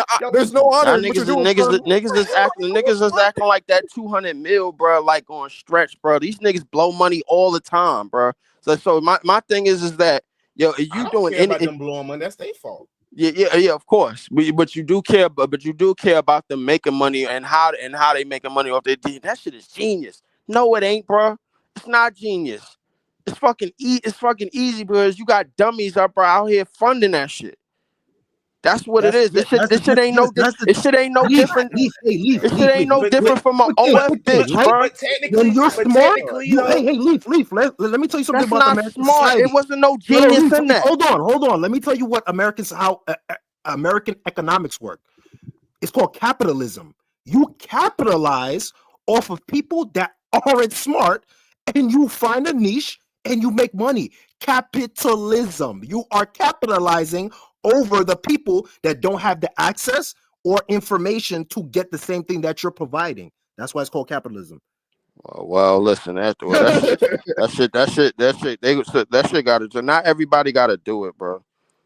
You know what I'm Man, saying, bro? Like it's just I said I'm gonna not. tell him about himself. So what? Meanwhile, aren't you gonna still be spending his money? Your son is gonna give you some money. You still gonna be flying those private jets. I don't Nigga want to said hear if my none of that. son I don't man want to made hear none of 200 that. million off of fighting old boxers, bro, I wouldn't say nothing, bro. I You wouldn't would. say nothing, Leaf. You wouldn't say nothing. I I would didn't say say I something, didn't bro, say you because wouldn't say I would say nothing. I something say you because wouldn't my tell him family you're gonna not say doing it, something and they gonna be like, why you ain't saying nothing? Then I gotta then I'm not even gonna have them put pressure on me as to why I'm not saying something, bro, because I already got parents that's gonna be like, yo, man, like nigga, like the way the way I was raised, bro, I always carry that. Because every last one of us is like walking renditions of our parents. Every last one of us. And every last one of us is walking renditions, bro, like of the people who raised us and people to help build us into the men that we are today. And they taught us, and if anything, bro, they taught us a whole bunch of respect. They taught us a whole bunch of discipline, and taught a whole bunch of honor and everything. But And this is the but reason why Leaf, we Leaf, not hold doing on, the shit that hold on, Jake Leaf, Paul Leaf, and, Leaf, and Leaf. these clout Leaf, chasing ass niggas is Leaf, doing. Leaf, Leaf. Hold on. My thing is like you're making this is a form of entertainment. These are not these boxing matches aren't regulated boxing matches. I This know they doesn't not. really count in real. Hold on, wait. They don't count in real life. Jake Paul is not going to be running down an accolade list saying, "Yo, you need to put me in the Boxing Hall of Fame because I did such and such and such." This is all monetary. That's why we said this is a great business model because he's making money and capitalizing off of the boxers and the people, the fighters that weren't getting, and they don't have the same buzz that they used to have Turn this anymore. shit But into a this is side when it show, comes to bro. integrity, nobody looks at Jake Paul as a real boxer. So why would I put integrity in what he's doing? These are all exhibition matches. These are not regulated. There's nothing. That's why he fight Nate Robinson. So why am I supposed to take him serious? The only thing we're saying is, yo, we just want to see you fight someone that is as young as you. It doesn't even matter. Like we just want to see that part. That's the only and thing that's and boxing to me. But I and don't that's think he's a another real part. boxer. And that's Man, another can we part move on to why something positive, bro? we will just a second. And that's another reason why I say it's really great marketing because Right. of the fact that he's fighting all of these old boxers. It's gonna make a young nigga want to fight him, Right. Yeah. and Right. that's going to be one of the That's the ultimate most bag. That's gonna be that's gonna be the ultimate bag, bruh. He's gonna get one of these young niggas to jump out the window and be like, "Yo, what? Fuck it, I'm going to fight Jake Paul," and that's gonna be his opportunity to actually show and prove if he wants to show and prove and get the bag at the same time. Right. Right. We don't know. We don't know if there's a longer play at hand. We don't know if he's baiting. He's trying to do this to bait other. It could be a possible move. Now, if he don't do that, he just keeps on doing that. It's still a good business move. I'm not mad at it, and you still cash out. But if it's a better play to make a young dude crash out, and let's say for example, fellas, he ends up fighting a younger guy, it's gonna shut up a lot of people. You get what I'm saying? It's gonna shut up a lot of people. So That's a fact. we just Will got it be honoring that shit, Leaf? Will it be honoring that shit? Will there be honor? Is that what y'all looking for honor with Jake Paul? The fact that you guys are looking for honor with Jake Paul is ridiculous. Ridiculous. I'm disappointed in all of y'all. Y'all looking for honor with Jake Paul? Are you kidding me? Oh The guy my god, built his bro. brand all this time. He has a prime chain, bro. What are we talking about? Hey, I was done with this topic like 5 minutes ago, bro. Like, come on, man. And that's the thing, Leaf. Leaf, you were talking about morals, bro. Like, what are you talking about, bro? Once you brought morals into an exhibition match, you lost me. You ain't gotta make sure that your kid look up to Jake fucking Paul, bro. Like what are we talking? Like, what are we doing here? How did this turn into? Yeah, well, how did Jake Paul turn into my boxing role model? Shouldn't be role models, no way. Thank you, for sure. So before we transition real quick, let me I just want to give a couple of financial. I didn't get a chance to give the financial. I just want to give the financial to the people. I know we're hour in, but you know it's Hood CNN. Y'all figure it out. Real quick, just want to give gold is at $2,609, is up $44 from last week, but it's down $32 from the last time that we spoke. Silver is at $31.15, is up 87 cents. Copper is down, is at $4.13, down 23 cents, down 19 from last time that we spoke. Platinum went back up $13, is at $9.68. And it was down $31 from the last time that we spoke. Lithium stayed relatively the same at $4.55. $4.55. Aluminum's at $1.20 per pound. Cobalt $11 per pound. And just to show y'all real quick on the Dow, the SP 500, it went up 31 points, about 54%.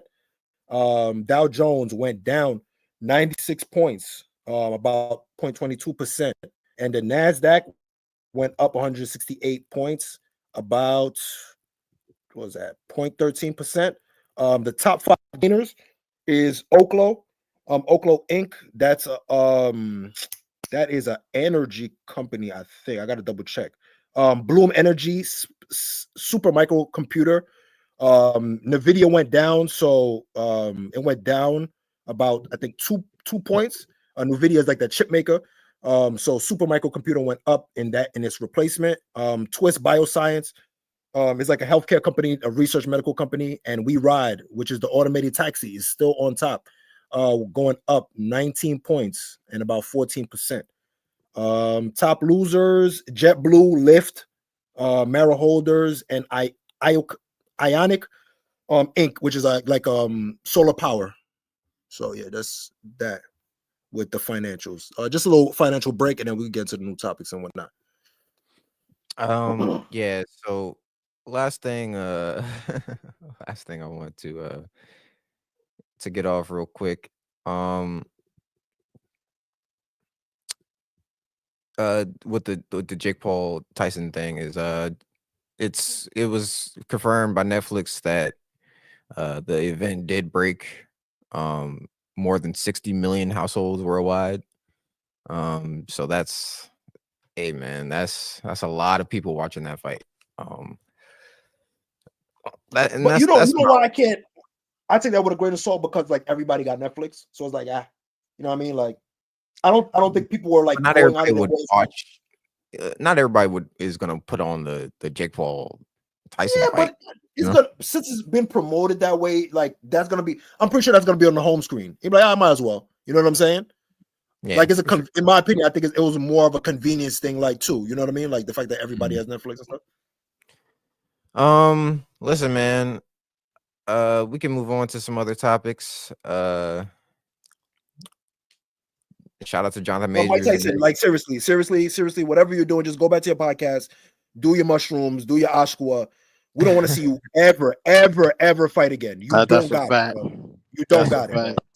I thought Dezo, I don't know if you was gonna get to the Cavs and at some point in this episode, or get to the games yesterday, the foosball games yesterday, because a lot of them shits was kind of disgusting. But I mean, when you get to them, yeah, we can get into that in a minute. I just wanted to give a quick shout out to Jonathan Majors and Megan Good. They announced that they're engaged. You know, shout out to them. Love to see black love. Jonathan Majors, and Megan Good. And Megan Good. Oh, they're engaged. Oh yeah, they're my engaged. God. Oh no. We lost one. I don't get involved in celebrity affairs. The shit, all that shit is weird. Yeah, it is. We lost a good one, fellas. We definitely did. Yeah. I want to make a disclaimer: kids, do not look up the celebrity relationships, please. Look at your grandma and granddad. Yeah, somebody that's a positive role model in your family. Unless your grandma has something. 8 kids and was divorced 3 times. You know? Yeah, something. I mean, man, today's grandmas is like 40-something years old. Bro. Somebody in your neighborhood close to you that has a positive relationship that should be giving you, or that you should look up to for the expectations of 100%. Marriage, of being a couple. These celebrities, that man, shouts out to y'all, man. You know, John. We've been saying this for the past couple of episodes. Like this day and age of the age of celebrities it's cooked.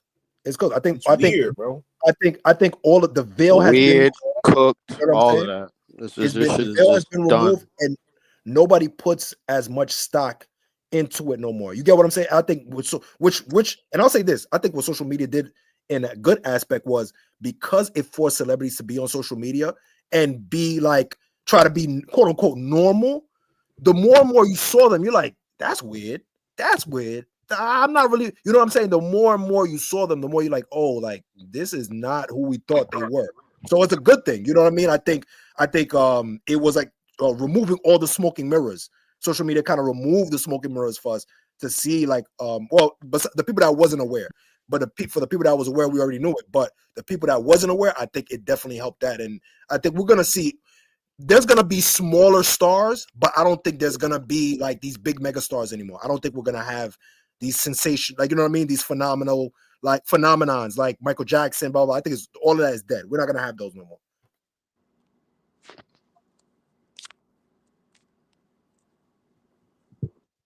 Yeah, a moment of silence for them niggas' relationships.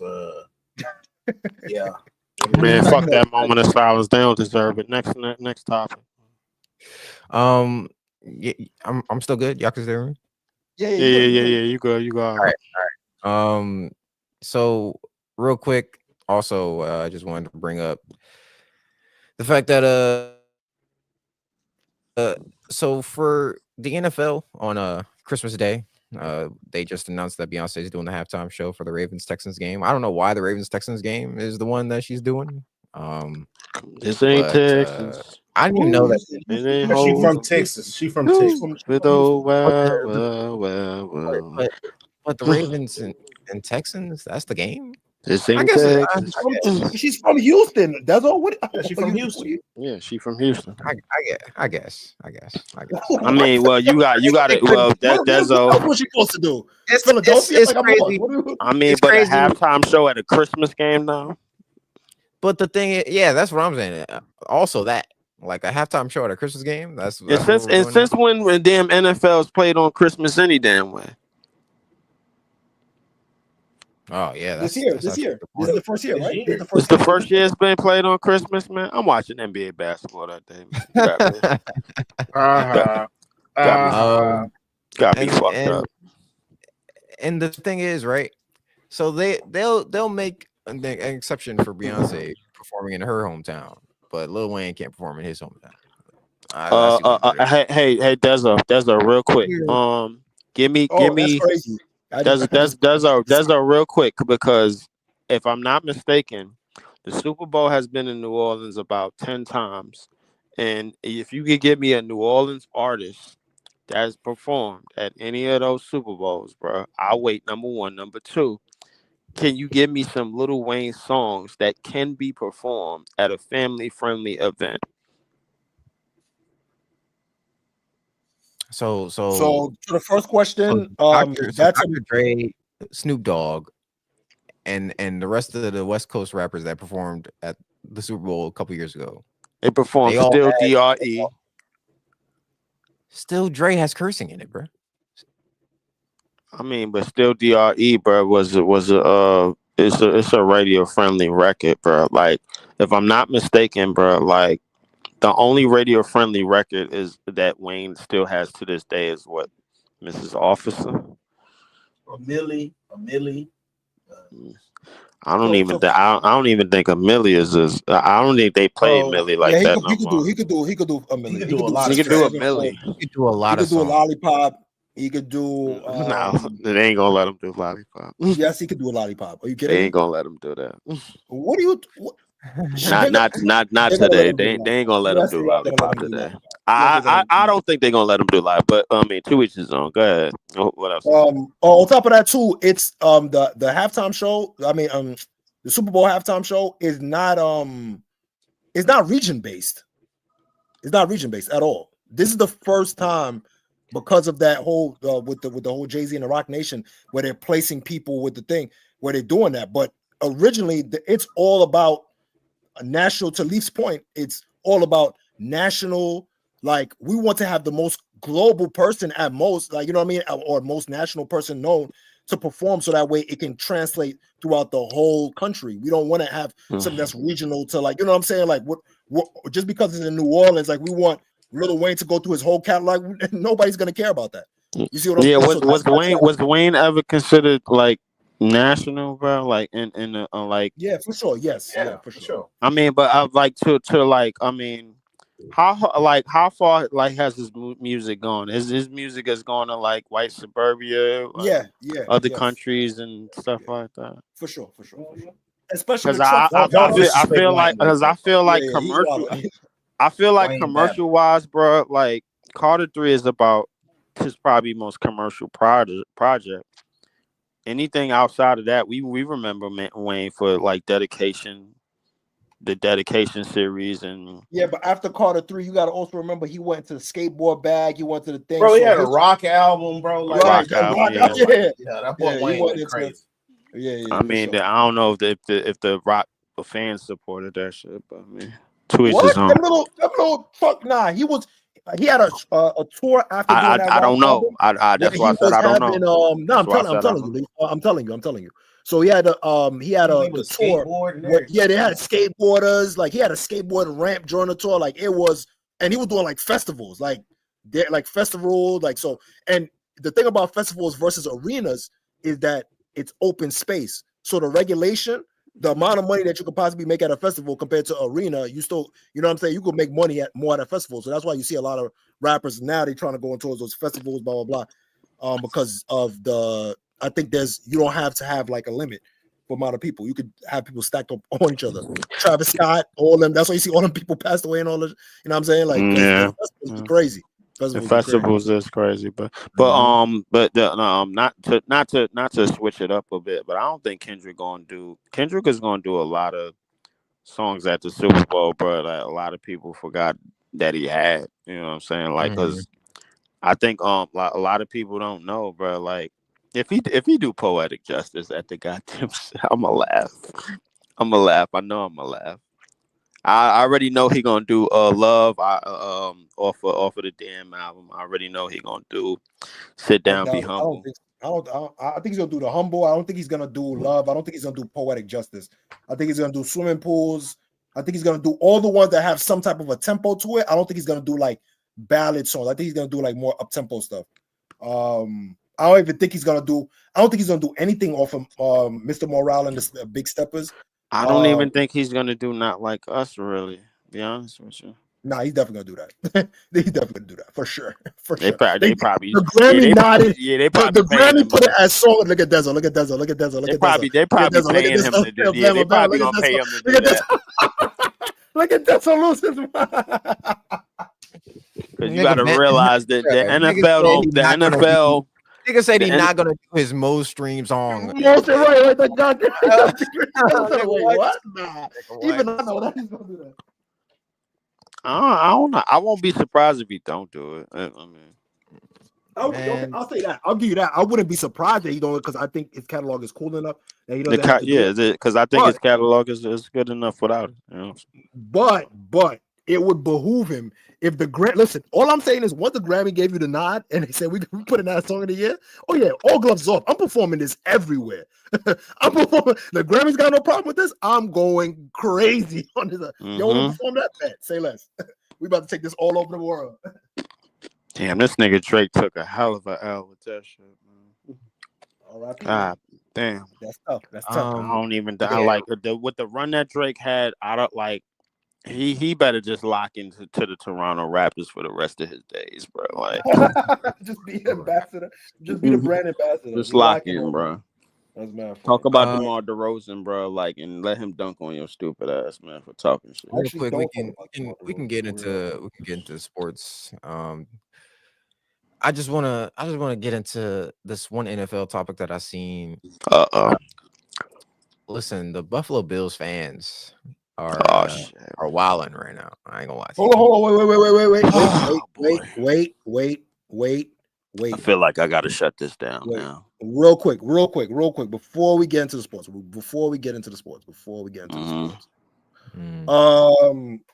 just want to say this too. There's been information that's been passed that Diddy was supposed to have a new motion for a bail hearing. The Southern District of New York put a motion to deny that, adding on more evidence into the diabolicalness of the diddler. Not only do they have information of the diabolicalness of the diddler. Yeah. No, because a lot of people are trying to say, well, we don't understand why is this a RICO case? Why is it that? Why is it? If it's just this, he's just doing one thing. No. What they're trying to show everybody is that he is using his influence and power, and this goes to throughout every industry that's in. Anybody that has this is a statement for anybody that's in position of power in any type of industry. This happened in multiple times where they use and leverage their power and bait people and gaslight people into doing things that they didn't want to do, or put them in uncompromising positions that they're going to use later on for blackmail. Not only did they show him harassing Cassie, it shows text messages of Cassie responding, trying to leave and saying, yo, you put your hands on me, showing her discomfort that she didn't want to be in the position. So everybody else saying, oh, Cassie wanted to be there. Why does she keep coming back? Blah, blah, blah, blah. When you are blackmailed and you are being leveraged against, it's pretty hard to get away. When you feel like there's no hope and you don't have nobody, and every time you turn around to one person, they're probably compromised too. It's very hard to finally find a safe space to finally tell the people, like, you know what I'm saying? So for all those people that were saying, yo, Cassie was lying, blah, blah, blah, all that stuff, that's that. So not only that, they showed also his influence in calling other people outside after they would make a statement with the grand jury. The girl from Dirty Money, not Dawn, I forgot the one with the big nose. Oh God, Kalina. Yo, so she got called in by the grand jury, right? And this is all documented. She got called in by the grand jury, and then he called her after that. Called her, had a conversation with her. She went and decided she wanted to redact her statement and completely change and make a new statement. So it's just showing you, like, little instances like that. It's just showing you the manipulation tactics and why he shouldn't be granted bail, because he's trying to get bail and be on house arrest. And they were showing like, no, he's a flight risk. This it's insane. This superseding indictment that's about to take place is about to blow the doors off the lid. It's about to be insane. With minors, all this shit is about to get crazy. But we'll talk about that on Friday. As we get to we're gonna get into the sports. But shout out to her for that info. But I'm gonna just say this before we move on. If an Atlanta nigga got probation, 15-year probation off a RICO charge, bro, like, and this nigga Diddy don't beat this, then I know for a fact, bro, like, that this nigga did some crazy shit. But I'ma just leave it at that. For sure. And to be fair, like, a lot of people say, Atlanta nigga, bro, got a 15-year probation charge, and some niggas did go to jail for that, and it wasn't him. So I mean, it is what it is. Hey man, it's different levels of crime, bro. Different levels of crime, I suppose. You see Stevie J's face. Look at his face. Look at that. Look at the face, yo, bro. Put me on the big screen. Please change that picture, bro. Like, you gotta stop. Please, look at this. Look, you telling me this is not diabolical? Look at this. Look at this. Bro, I don't even want to read into the pictures anymore, man. Nasty I'm done. I'm done with anybody that was ever associated with Diddy on any level, bro. Like, yeah. But yeah, man, real quick, Buffalo Bills fans are crashing out. Are they? Ahead of their matchup with the Kansas City Chiefs, there was a gathering of Buffalo Bills fans, and they hung a Kermit the Frog wearing a Patrick Mahomes jersey. They hung a noose around its neck and hung it from a street light. Damn. Okay. Man, Buffalo's not a good look, man. I didn't think Buffalo could ever get that dark, man. This is coming from no. I want to explain because I was looking at the documentary, The Four Fours of Buffalo. It basically documents the 4 times that the Buffalo Bills went to the Super Bowl in the early 90s, and the 4 times they lost the Super Bowl in the 90s. Basically, the kicker Scott Norwood that missed that field goal, every time that they lost and they went to the town hall, and the fans, they celebrated them. They was just like, yo, man, it's all right, man. We've been there 4 times. This is one of the best teams ever, man. If it without a championship, nobody's gonna admit it. But I think Buffalo fans have gotten very, very restless over the years since that time. And I think last year's game against Kansas City, which I knew they were going to lose, by the way. And the game a couple of years ago, y'all might remember when Josh Allen had left 15 seconds on the clock and gave the ball back to Tyreek Hill and that offense. And then Tyreek Hill got that shit down the field maybe in one play, and then they won. Kansas City won the game, kicked the field goal, and then won the game in overtime. All I will say is, bro, I did not think Buffalo fans in the metro area was able to get that dark. I mean, they must be really, really restless now, man, because I think Buffalo fans have been pretty friendly for most of the years I've been a football fan. I'll say that. I mean, and this is at times when I used to go in the metro area, bro. When I was a kid, that was some of the coldest shit ever. I never wish that on none of you niggas, by the way.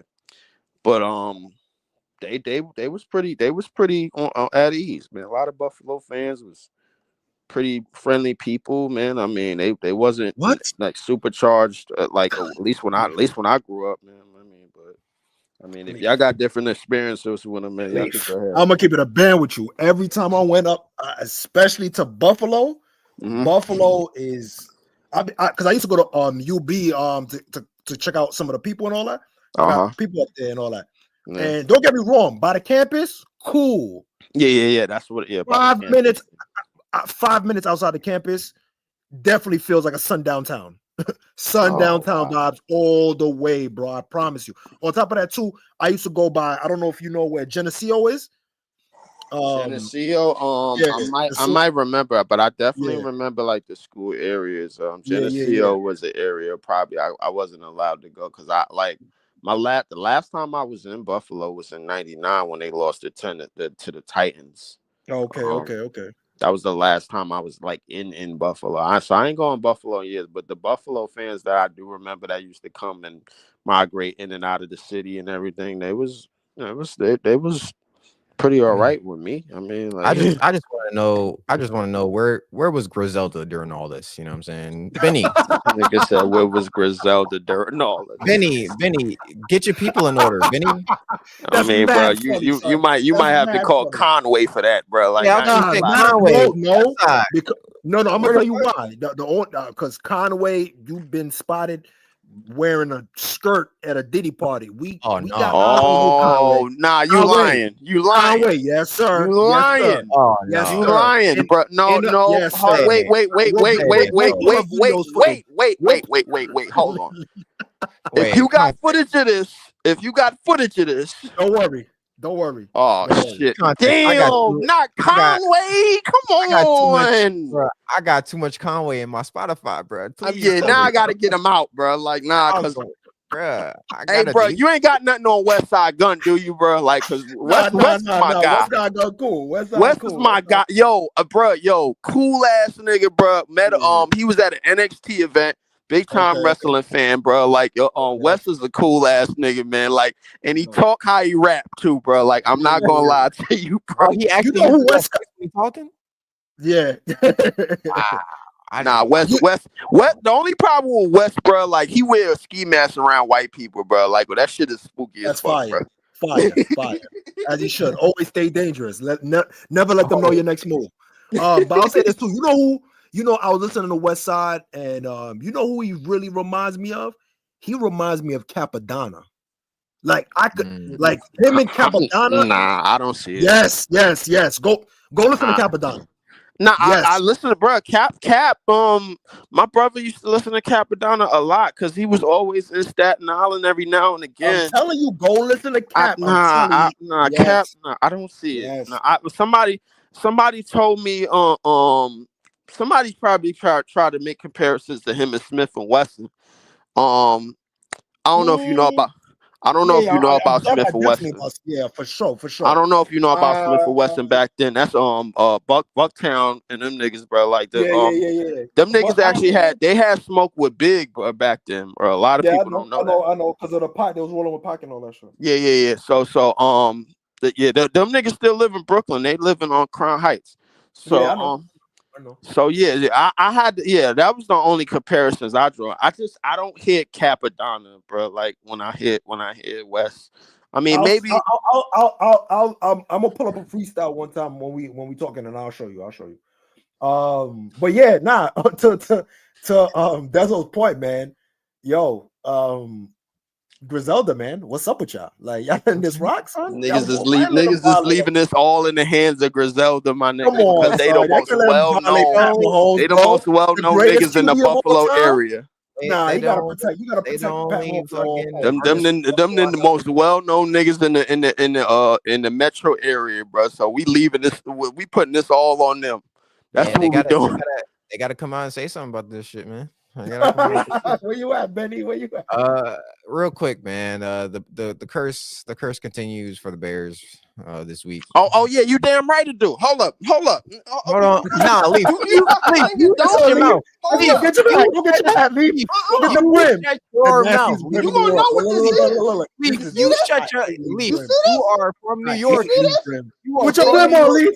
Put your brim on, Leaf. Put your brim on. You see? You see it? You see it? You see it? Diabolical. Look at it. Look at it. Look at it. Leaf, you are from New York, bro. Stop it. Let me explain something to you right now, Dezo, bro. You ain't gotta explain nothing to me. No. I'm gonna explain this to you, bro. It's one thing to lose. I'm gonna get through the topic real quick, Leaf. Go ahead. Get through the topic, and then I'm gonna explain what I gotta explain to you. Go ahead. The curse of the Chicago Bears versus the Green Bay Packers continued this week. The Bears took a loss 20-19 to the Green Bay Packers, and it continues that the Bears have not beaten the Green Bay Packers since 2018, bro. Yeah. Since 2018. Yeah. You are from New York, bro. I don't want to hear nothing from you. I don't want to hear a thing One of these, Dezo. See, Dezo, bro. You gotta understand, bro. No matter where I am, bro, the only team in this area that I support is the Nets. That's the only team in this area that I support, bro. Like I've been supporting the Green Bay Packers. Has been on my shoulder since 1995. And the one thing about it, bro, and just to show a little bit respect, arguably the best Lions team that we ever saw in our lives is alive right now. Oh my goodness! Arguably the best Lions team that we ever saw in our lives, and that's one thing to lose to them. We owe the Vikings an ass whooping. Because that's the game that Jordan Favre, that's what everybody calling him now, bro. I don't know why they doing that, but decided to come back, bro. That's why they calling him that. That nigga's nice. Yeah, listen. Listen. You ain't Bam. You ain't got to tell me, bro. Listen, I know he did, but that interception shit is bothering me a little bit, bro. Like, but I get what you're saying. Listen, we owe the Vikings an ass whooping. It's one thing to lose to the Lions, but I'll be goddamn if I would lose to the Gummy Bears. I'll be damn if I lose to the Chicago Gummy Bears, bro. They stink. They've been stink, and we've been proving that they've been stinking. I'll be damned if we lose to y'all. Ever. Y'all were a figure tip away from losing, bro. I don't want to hear it. It don't matter if you lose. It don't matter if you win by an inch or a mile. I'll be damned if we lose to the stinking ass Gummy Bears. I'll be damned. Never. You understand me, Dezo? It won't happen. You gonna stay in Atlanta, and you gonna see, and you gonna watch the team get their ass kicked. That's what you gonna do. Yeah, that's what you're gonna do. You ain't gonna do a damn thing about it. You gonna stay there. You gonna take this ass whooping, and that's that. That's fine. And the next time we see y'all, bro, it ain't gonna be too damn close, neither. Right. We'll see. I'll catch you back on week 18. Week 18. Oh yeah. Week 18. Yeah. Catch me back on week 18 when we put a whole Timberland boot up your ass with some cheese on it. We gonna make sure y'all don't make the playoff. Is it me or is it Caleb Williams runs with the football like it's a purse, bro? Like I ain't never seen that run. Yo, all right, I'm out, son. I'm out. Bama runs with the football as a purse. Son, I'm out, bro. Dog, I was just watching that game when I was just watching Caleb Williams. I'm just like, bro, I'll be damned if we lose to the Gummy Bears. That put all types of disrespect on. I will say this: as a football guru, as a football guru, once Caleb get it together, that's gonna be a real back. Oh yeah, for sure. Back and forth matchup. He just has to get it together, bro. He It ain't gonna be no back and forth matchup. It's gonna be us whooping their ass every single time. Bam, they got lucky, bro. Like that it was a 1-point game to begin with because our dumbass goddamn coordinator, aka Matt LaFleur, that went for some dumbass shit and went for some dumbass shit at the 2-point conversion, bro. And we knew what it was. Our play calling Shout out to LaFleur. Matt LaFleur. Yo, okay, so I got a question real quick. Real quick. Hold on, Lee. Real quick. Bama. So I've watched some Caleb Williams games. I haven't got to watch him all season like Dezo has. Probably crying while he's watching it too. Bruh. What have you seen from Caleb Williams this year that are pros? And then what are the things that you think are glaring issues from Caleb? Hold on, Dezo. Compose yourself. All right. So his pros, he does show like when it does go his way, he does show the ability. Like if it goes his way, bro, like nobody can stop him. He got the arm talent. He can throw from different arm angles. He gets the ball to where it need to be on time, like how you want it to be, bro. Like he shows he does have talent in that regard, right? But the other thing too is he holds the ball too long. He does not execute the plays, bro. Like there's a lot of times where they show the play. Y'all need to follow ESPN Baldy though. But he break down the game like a coach, bro. It was a play where Mooney broke open, Komet broke open, and there was another receiver. They all broke open like on a timing route. It's just the NFL, bro. Like for the NFL, it's just tenths of seconds, bro. Like that's the things behind it. But all of those routes broke open, but he holds the ball and tries to fit it in a window with Keenan Allen, which you can, but the way he threw it, it wasn't gonna get up in there, especially when you had all of these guys open. You see what I'm saying? So a lot of his part is just executing the play, bro, running the simple stuff, being able to. What Kirby Smart say this better, that's why I put my coach hat. Do simple better. Everything, everything, just simple stuff. Everything does not call for holding the ball, the fantastic big play. Like, nah, sometimes, bro, throw the little drag route, throw the check down to DeAndre Swift, bro. Learn how to keep the chains moving because in the NFL, we go 3 yards at a time. 3 yards at a time. That's how people's got to start thinking. 3 yards at a time. It's not about trying to get a first down in one play. It's not about trying to get a touchdown in one play. It's consecutively chaining up 3 yards at a time. That's good stuff right there, Bam. But you left out the one major problem. The one major problem is that he played for the fucking Chicago Bears. So he got to get up out of there. That's there already. Talking as the hat is mad funny. That's the one major problem. Son. You see that? That's the one major issue. That's the one major issue. It's the Bears. You know who they are. That's the one thing that I will agree with Leaf with. Like Caleb Williams is showing that, maybe it's us. You know what I'm saying? Maybe it's us. We just can't develop quarterbacks in Chicago, bro. I don't know what it is. It's too damn windy. Well, y'all don't give him a chance. There was nothing wrong with Justin Fields 3 years. No. He didn't do shit. And in year three, he started to look like he had some promise with that shit offensive line. And look what y'all want to go do. Y'all go get. I've been a sassy boy all day. And for him to still have the same issue. For him to still have the same issue. What's the issue? What's the issue right now, bro? That's exactly what they did, Bam.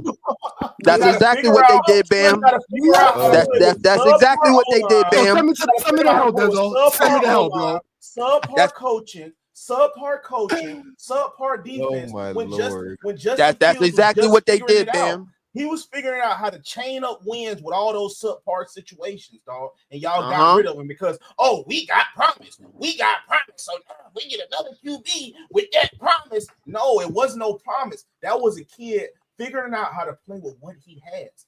This is why I tell a lot of people, a lot of fans, a lot of people right now, a lot of experts, bro. Stop with this microwave society, bro. Everybody is not good year one. I believe in sitting a quarterback a year or 2 or 3, bro, to see if he can just figure it out, learn how to be a pro, learn what it looks like to be an NFL quarterback. Look at look at NFL defenses live in person, because we all know one time it looked different on film, but the next year that's a whole completely different team. 100%. Completely different setup. So how about we show these, hey, bro, this is what it looks like to go against this stuff with Jordan Love. That's why he looks like a top 5 quarterback right now. Jordan Love is top 5 quarterback right now because he had a chance to sit down and learn how to play in the NFL, bro. Like, he had a chance. Same thing with Aaron Rodgers, Pat Mahomes, Lamar Jackson. They had a chance to sit down and learn how to be a pro, what to do and what not to do.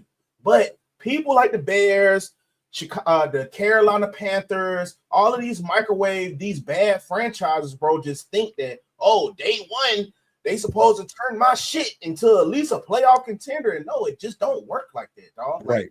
Team is shit. You got flaws all over the field, bro. So sometimes year 1, 2, and 3, a nigga's just learning how to play with the shit that you refuse to do. Right. You see what I'm saying? It's not like you willing to try to fix it every year. Bam, you know what's crazy, bro? They let go Khalil Mack, my nigga. Yeah, that was cool.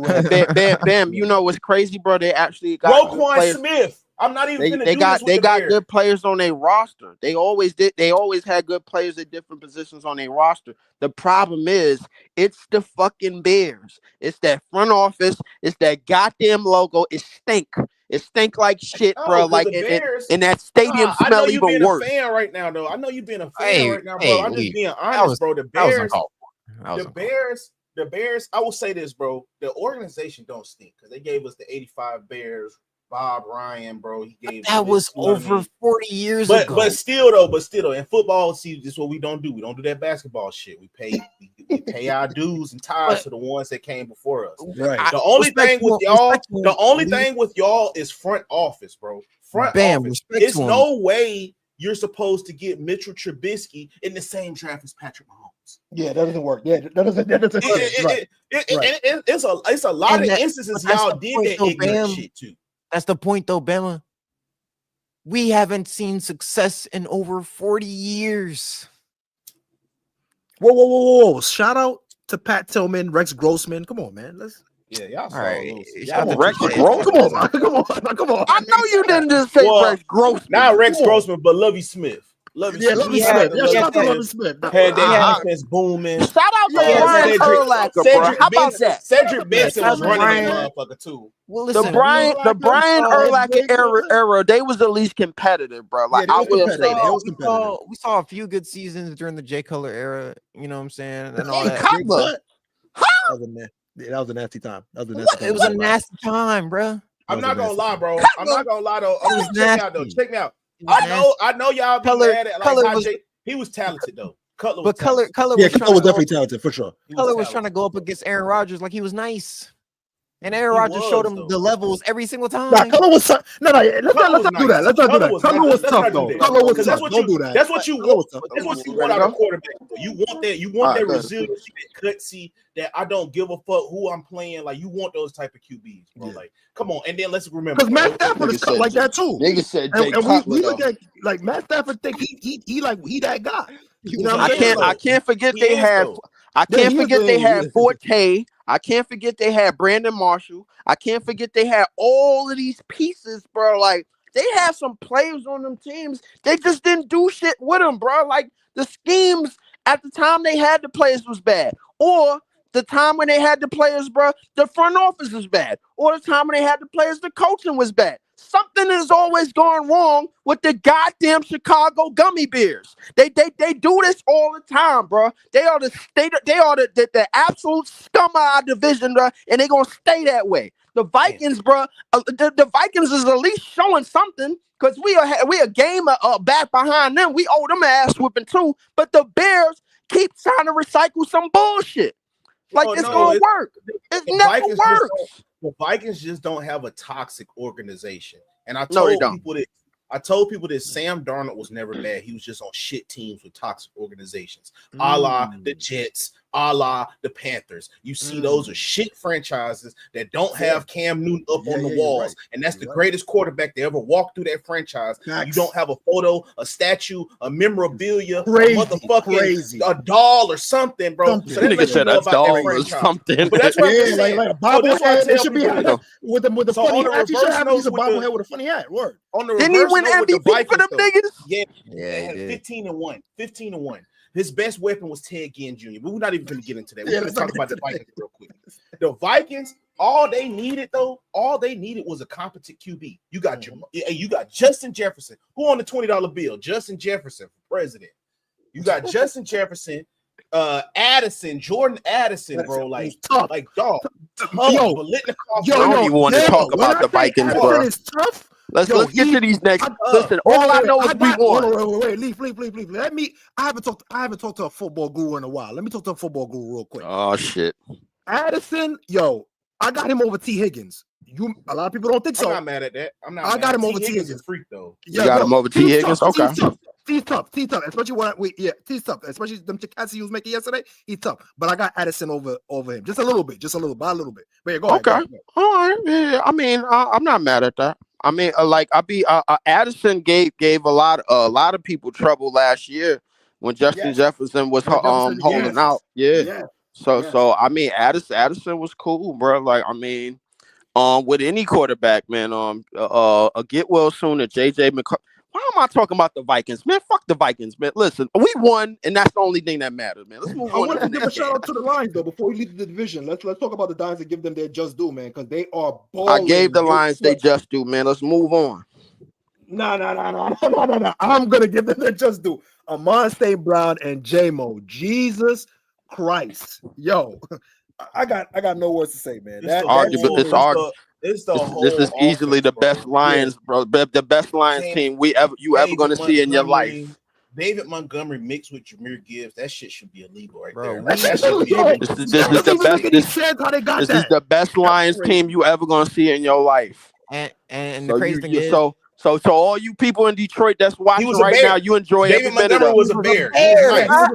He was nice with the Bears. He was nice with the Bears. Him and Pete Howard. I don't understand why. Nice. Guess what? Zadarius Smith was a goddamn Packer. He led us in sacks that one year with Preston. So I mean, like the thing is, ain't it crazy how every single time Chicago gets a good player, we give them away, and then they become great somewhere else. You know what I'm saying? Like, it's crazy, bro. Thanks for McKinney, by the way, bro. Too. It's the organization, bro. I'm trying to say. Appreciate McKinney, by the way. It's not just football. It's with basketball, like I ain't gonna lie. Yeah, I'm not gonna lie. The Bulls. Listen, between the Bulls and the Bears, man, I don't know who fixing y'all up the most, bro. Like any of the baseball teams, bro. Like ring in Chicago. Like where you from? In Chicago? The Cubs and the Sox both suck this year. Like the Cubs. I mean, well. What was the vibe? What was the vibe like, bro? The year that the Cubs won the World Series back in 2016. It was 20. Is it 2016 or 2017? Yeah. 2016. Oh, shit. I thought it was in the last 4 years. Never mind. No, it was in 2016. Because like a lot of Cubs fans was waiting for that, bro. A lot of them. Yeah, I mean, it was a great story. Ronsdorf, don't he own that too? Ain't that Ronsdorf got the White Sox or the Cubs? I have no clue. But yeah, it was a good story for the Cubs because they hadn't won ever. But that's it's still like Chicago's looking bad right now. I ain't gonna lie. Like even the Blackhawks ain't doing nothing. Like it feels weird. It feels weird that no Chicago team is doing anything right now. Nothing. But no. Just to end off real quick with the Bears, I think they definitely need to just work on the offensive line. Caleb Williams and to Bama's point with the timing route. I don't know if it's a case in point of not trying to make a mistake. And injuries though. Shout out to injuries. All right. Right, for sure. Because Bama, you said something in regards to the timing route, right? And timing route is really just you're not relying on separation. You're not relying to see the separation. You're really relying on him to get to his spot, and you're trusting him to get to that ball. he's relying on the play. He's supposed to get open. If he doesn't get open, then it is what it is. But I'm going to throw it to that specific spot based on the timing. And he may be, so used to college where there's, the separation gap is so big and he can see the separation that he's not trusting the timing routes. You know what I'm saying?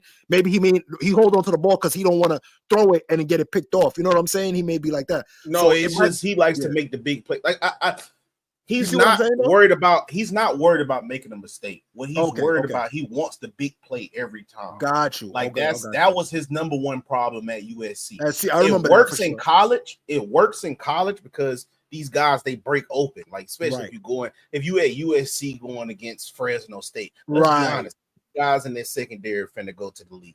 San Jose State. How many guys in that secondary finna go to the league? So of course I'm finna have 6 touchdown games. I'm throwing for 400-500 yards. I'm throwing sidearm, all of that type of stuff.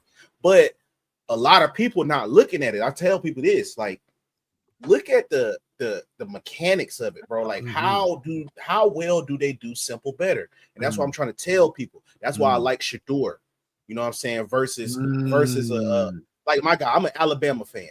Jalen Milroe's pocket passes is garbage to the point where Alabama has to run an Army style offense. Just the quarterback has to run in order to win the game. Granted, we can win like that, but the weapons that we have is more catered to. If we had a Shador, bro, he'll have 500 yards a game. You see what I'm saying? Easy, Bama. Easy. Weapons, just the type of style of offense, bro, because you got little routes. Like I try to tell people, like Caleb Williams, he has a hard time. Like they showed DeAndre Swift run out the backfield wide open. It's a 2-yard route that it's easily lead to 20-40 yards, but it's something in his brain that where he feels like that's not a good enough ball to throw right now. You see what I'm saying? Like he wants to make it to where, I'm throwing these great passes, but in the NFL, bro, you got to let everybody work, bro. That's what Anthony Richards was telling people, and they ran with it. But he was saying the NFL is easier because now I can do less because this dude right here, that's the running back, he's here to work. He's getting paid to do this. So I need to throw him the ball 2 yards out the backfield if he's wide open and allow him to work. I understand perfectly what Anthony Richardson was saying. Like now I can, like you said, trust the process. Even though he's not open right now, I'm going to throw this because this is when coach said I should throw it because at this point he's going to break open right here and allow him to work, bro. Don't worry about, he not open yet. Allow that man to work. He's getting paid. You got DJ Moore over there. Allow him to work. Allow Keenan Allen to work. Allow Adunze to work. Allow Swift to work. You gotta allow these guys to work, bro. Every time you're not gonna be able to throw these amazing Aaron Rodgers type in the yes, when the time comes, like what Jaden Daniels did against you, you answer that. But the reason why Jaden Daniels looks so far ahead because he's just allowing these guys to work. He's allowing McLaurin to work. He's allowing Eckler to work. He's allowing these dudes to just work. That's all you got to do. That's all. 1, 2, 3. The ball's out. 1, 2, 3. Bama out every time, bro. I'm not finna reinvent the wheel. I'm not finna try to do my own swag. I'm gonna develop my own swag while I'm allowing these dudes to work, man. And that's 100%. What these kids don't understand. They get caught up in watching Mahomes, but Mahomes, year 6, year 7, year 8, saying this. Like that's why he able to throw the underhand passes and the behind the back flicks. Like he's understanding, like, hey, bro, this is how these dudes can work, and this is how I can work within allowing them to work. You see what I'm saying?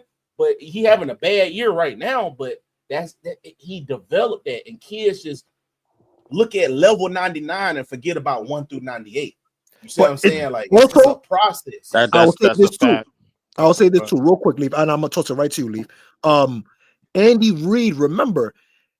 It's a blessing too that Patrick Mahomes has Andy Reid, who is the king of screens. You know what I mean? The king of dump downs and making it happen. Plays. You know what I'm saying? Like gadget plays and things of that nature. So he's able to. He kind of was able to wind Patrick Mahomes down and kind of like, because it was an issue with Patrick Mahomes too. He was looking for big yard play. I mean, you got Tyreek Hill. You're so used to that. When you lose a guy like that, now you have to really reinvent yourself and be a dink and dumper and be kind of a game manager. And you started to notice that's when Kelsey had amazing games because he started using Kelsey so much in the dinking and the dumping. So now, you see it now with Noah Gray. Kelsey will run like a post route, a deep post route, and Noah Gray will just run a 5-yard stick, or he'll run like a 5-yard in, like, you know what I'm saying? Like, and he'll just sit right in the zone. And at least Patrick Mahomes knows he has an outlet 5 yards, 3 yards, and he'll go to those outlets if those big plays are not there. He barely looks for big plays like that anymore. He's really you know what I'm saying? He's really. I tell kids this, man. Tom Brady did this so much to the part to where people don't think he had an elite arm. But Randy Moss will tell you, Brady never underthrew him. You see what I'm saying? Like, so to really think about that, and Randy Moss had 23 touchdowns. Right. And then through week 11, Brady had like 38 touchdowns already passing, bro. Like, we're not even finna get into throwing bombs. But people, but what he made a living off of, the little dink and dunk plays, allowing Gronk to take a 5-yard out, throw the DB off, bro. I seen Gronk do some crazy shit. He'll throw the DB off, stupid, stiff arm the linebacker, and then he just running 80 because Brady threw it to him on time, 5-yard out. And he had enough time to figure out what the fuck I want to do. Yes. What do I want to do? At this point, Brady gets you the ball to where now it's what do I want to do with the ball? A lot of these quarterbacks get you to the point where you just can't do nothing with it, but catch or toe drag or whatever the case may be. So that's why I try to tell people, dog, like, that's what a lot of young quarterbacks just got to learn, bro. Like, they just got to learn to take what the defense give you. And if they give you that 2-yard shit, give it to them, because these dudes are great. Everybody is great. Everybody is a Caleb Williams in their position. See, that's how you got to look at this. Look at it. Yep. If they not, the everybody out of there. Everybody, bro, like, listen to like the great foosball wisdom, bro, Bam, bro. But I want to get to some straight laughable shit, bro. Let's talk about that Ravens game. Oh, bro, come on, bro. Y'all can't do it. Why y'all doing Lamar? Yeah. I got to. You know why, Ben, bro? Because I'm ignorant, bro, and I gotta be this morning, bro. Like, that's why. But the Ravens are a good team, though. They are. The Steelers are a good team. I'm sorry, and they was at home. The Steelers. Hey, Lamar Jackson. Can we talk about how the Ravens cannot win in Pittsburgh, bro? This shit has been a thing. I'm not mad at that, though. Nasty, bro. The Steelers are good. Like, not being nasty, bro. So this is a dynamic with the Steelers and what people don't realize. Man, like, the Steelers. This is the 2020 Steelers all over again, man. I'm not buying into this, bro. Russell Wilson has been broken. You gotta buy the Steelers. I'm gonna tell you why I'm not buying it, bro. Because Russell Wilson, bro, is broken. He's been broken ever since the Bow Wow in a Future game, bro, down in Atlanta, bro. You remember that, Dezo, bro. Come on, bro. Like, we all remember that. The Future and Bow Wow game. It's gonna ever be known as the Future and Bow Wow game. Anytime after week 8 or week 9, I do not trust him. That game was won. The problem was, bro, down the stretch, the Ravens just screwed it up. They just screwed it up. It's something about Heinz Field and that damn field that they can't win on. I don't know what it is. This is why I gotta let y'all. I'm not finna let y'all do. You're not finna take credit away from people. First off, Mike Tomlin. I tell people this. I'm finna rough fellas. I think Mike Tomlin is better than Bill Belichick for his coaching. From everything that man said, I understood what he was saying. He said a lot of people run from coaching, he run to coaching. And what he did with Justin Fields the first 5 weeks and what he's doing with Russell Wilson right now shows the epitome of he stood on his nuts all 10 of what he's saying, and they 8-2. Now, we finna get into a thing. They've never missed the playoffs under Mike Tomlin. Why is that? Their defense has always been stout. No matter what quarterback they had, go back from when he's been there. You're never gonna. It's rare. The only time it's like a hot shootout game is when they play an NFC team or something like that. But for the most part, all them AFC teams that come up in there and play the Steelers, boy, get real gritty, boy. And that's what I'm trying to tell you. You can't come off no week what the Ravens had lighting it up on the scoreboard and play somebody gritty like the Pittsburgh Steelers. They basically, like, just picture for all you basketball heads out there, the Pittsburgh Steelers is a bunch of Draymond Greens out there. You are not finna play You not finna play this fun, la la la. Oh, I'm gonna throw it all over the field. I'm gonna run, bro. You not finna play that with them. You finna have to get ready to roll your sleeves up and just throw punches. Bar fight. Good. That's what they make every game a bar fight. And that's because they got JJ Watt's little brother out there, man. TJ Watt is a monster. They do have like outside of Hutchinson, bro, the best defensive player in football. They got Patrick Queen, they got Joey Porter Jr., they got Minka Fitzpatrick, but their defense is insane, bro. Like you can never sleep on them, bro. And then you got to remember, right there. I hate that Patrick Queen went over there. I hate that Patrick. I'm mad. Go ahead, man. Go ahead, Pat. Go ahead. Tough. But dog, every game is gonna be a bar fight, bro. And it boils down to a few plays. Justin Tucker missing them 2 field goals. You need those in a game like that with the Pittsburgh Steelers. You definitely need those games. Like you need those versus those guys. But you're right, they messed up. Bam, I think don't nobody explain how everything works with the Pittsburgh Steelers, bro, like that. Didn't you just explain it? I'm still on ignorant time. Fuck them, bro. Like I don't believe in them. I think the rest of the Russ look nice over there. George Pickens, oh my goodness. Yo, George Pickens, holy smoke. Okay, yo, quick question, real quick, before we get to the ignorant shit. From the crib, by the way, Birmingham. That's how you see how we breathe out there. I got a question, right? Pickens, Garrett, or start bench cut. Pickens, Terry McLaurin, Garrett Wilson. That is kind of tough. Garrett Wilson, I'm a bench because he played for the Jets. That's nasty. Yeah, it is nasty, but I gotta do it. Fuck him. Garrett Wilson, I got bench because he played for the Jets. Whatchamacallit, Pickens, I'm gonna start, and then I'm a unfortunately I'm gonna cut the other. Cutting McLaurin? Yeah. Woo, yeah, that's tough. I gotta start. I ain't gonna lie, bro. Ready? I gotta start 5. Got your phone? Bro. I gotta start. Leave. Mute up. No, your cell phone. No, I got him. Oh, okay. Yeah, I gotta start. My boy up there in the Jets. I can't cap. He's good. He's really good. He's tough. He's tough, bro. I can't even hate on him. I don't care who he plays for. He's tough. He's tough, bro. And then I don't know if people like really watch him, but his route run is so silky smooth. OD. He's talented, bro. So I got to start him. I got to start Garrett Wilson, and then I'll bench George Pickens just because I love his mentality, bro. Like, did you see after the dude tried to cheap shot him and got hurt? He in the huddle, like while the Ravens kneeled around their players, like he was like, "Pick your homeboy up, pick your homeboy up." He was turned up, bro. Like, there was a catch that he tried to do. I don't know if you peeped it. I don't know if y'all peeped it. There was a catch when he it was he thought that he got a passive interference. He was jumping. Russell Wilson, he was on the left hand side. Russell Wilson threw him a moon ball, right? Mm-hmm. The cornerback, I think he overthrew it.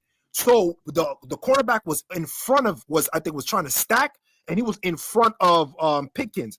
Pickens was pushing him, caught up to the ball. Bama, he jumped in the air and tried to catch the ball like without looking. Like you could see his hand. He wasn't looking at the ball. He turned and tried to catch it backwards, bro. That shit was if he caught that shit, I would have lost my mind, bro. Just everything he do, bro. When Wilson threw that pick versus the Commanders, and he finds the DB had nothing to do with the play, bro. Right. He reaches, grabs him, and slams him on his neck and start like choking him out, bro. Like I was just like, bro, he is the perfect pickup for the Steelers. Like that is the epitome.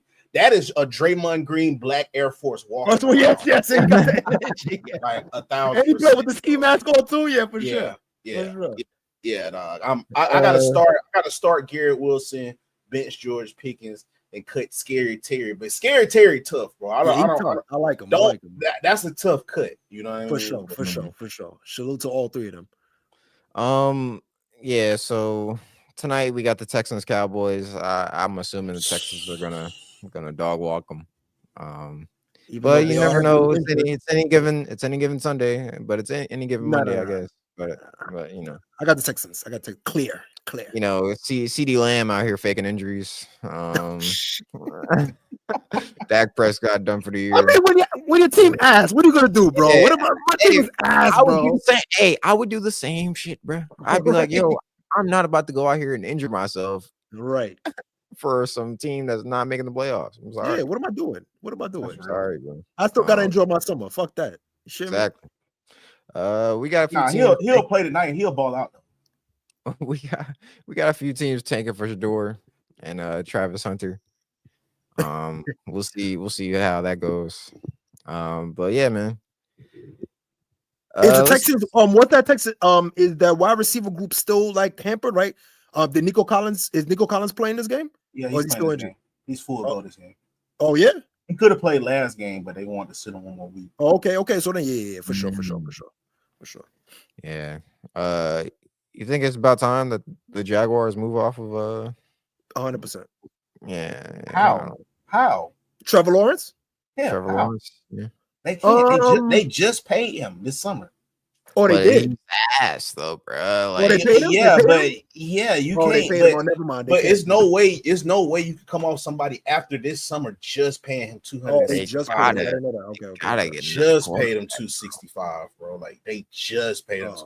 Then you got like. Don't get me wrong. Don't get me wrong. Khan and Jerry Jones are best friends, and they do similar shit. Like that's why I like they both do the same thing. Like the Jaguars is nothing but the AFC version of the Cowboys. Like, that's how you gotta treat. Where do y'all think is the best landing spot for both Travis and Shador?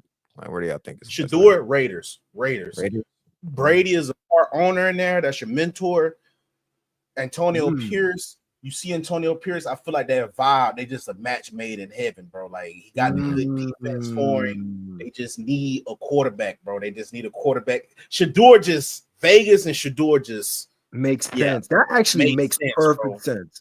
Antonio Pierce he's gonna be hard, just like I think the coaching style too, like holding players accountable, but still understanding the players. You know what I'm saying? Same thing like his pops. I think low key.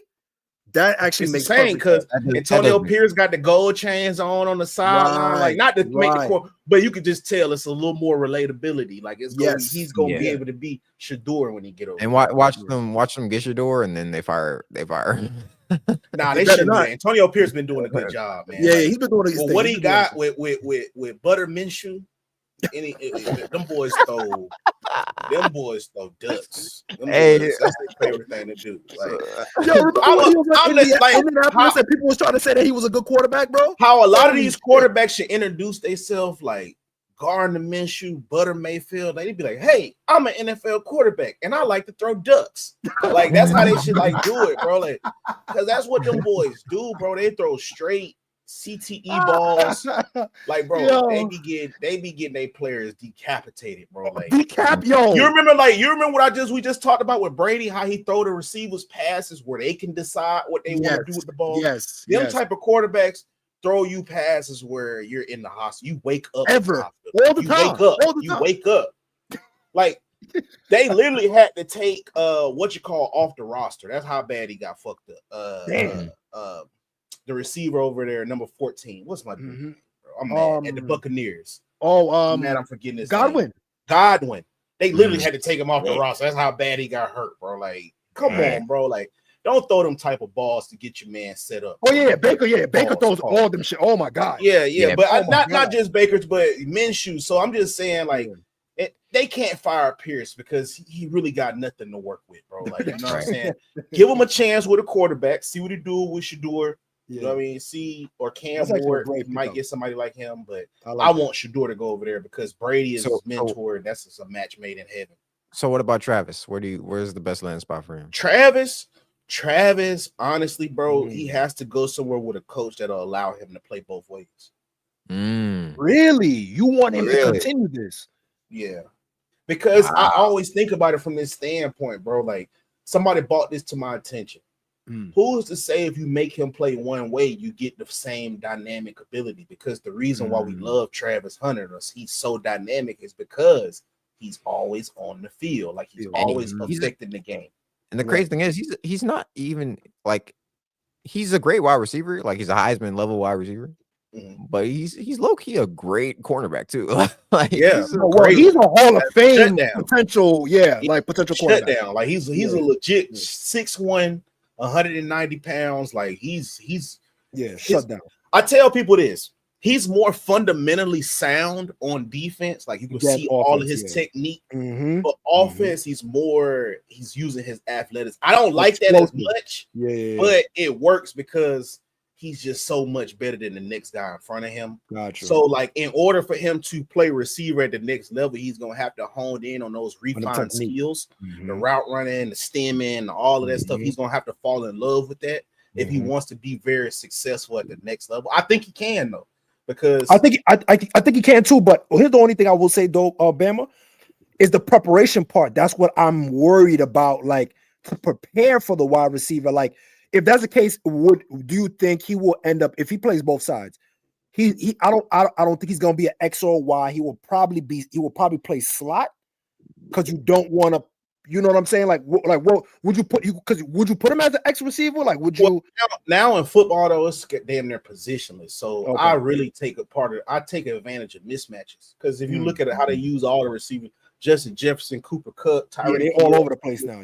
But majority of the time they in the slot. The reason why they in the slot, because you can't press them, and normally it's gonna be a safety or a linebacker on them. So I can like figure out how to get these dudes the ball in wide open space. So they still go. If he a receiver one, they gonna use them similar to that. The only inverse thing on it is they bought this up. Richard Sherman bought this up. They'll put a receiver 4 on you. And make him run go routes all game, just to get you tired, just because they know you finna go on offense. That's fair. I mean?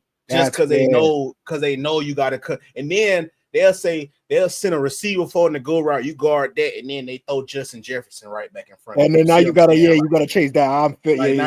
You see, that's how they play with you. And what a lot of other guys bought up. Imagine if they do that with Jalen Waddle. Now you got to check Tyreek Hill. Then you got on defense and get guarded by Jalen Ramsey. Oh, that's tough. Yeah, that's tough. That's tough. Your legs might be done by halftime. Your legs might be cooked by halftime. But I will say this though, he did do that Black Op Marine training, and them dudes said Travis like really was a beast. Like he really like ate that shit up. So I know he's in shape, bro. That's why I'm thinking. That's why I'm thinking he possibly could do it, dog. Like, because Dion brought up a valid point. He don't drink, he don't smoke, you know, like, so. Yeah. I know those dudes right there be on a different level for. That's true. You're right. I'm not gonna front. That's sober body. That's sober body, bro. Mind. Yeah, bro. You know what I'm saying? I smoke. So I'm keeping it a beam, bro. Like, them sober boys, like they. If he think he can do it, I feel like he can. You know what I'm saying? Because it's a sober mind saying this. Yeah. And if he's not, if he's one of those people from what I've been seeing, like he's like play like it doesn't look like he has other things distracting from that. Right. It looks like he's really locked in. Besides, play video games, and he do a little streaming thing, which might be beneficial for him. He's a kid. Yeah, he's a kid. You can tell like he's a kid. Like, yeah. The one thing that stood out to me before you go, I'll let you go after this. One thing that I just want to highlight the type of kid Travis Hunter is. He was talking about the NIL deal. He was like, a lot of these kids is focused on NIL. He said, I ain't focused on NIL. He said, what I get is what I get. I don't be tripping, because they were talking about something. Oh, you worth all of this now. You worth all of that now. He said, the goal is the NIL. He said the NFL. He said the NFL is long-term. NIL is temporary. He said a lot of these guys get messed up behind this temporary money. And you saw that with the quarterback from UNLV, Sluter, Matt Scooter. What happened? He said, oh, I need $50,000 more, and that school's to play a hardball with him. And guess what? Hodge Williams come in, and that nigga having a Heisman-like season. You see what I'm saying? And you even got another running back to leave with you. You messed up. You deter the future of another young man too, bro. Because you tried.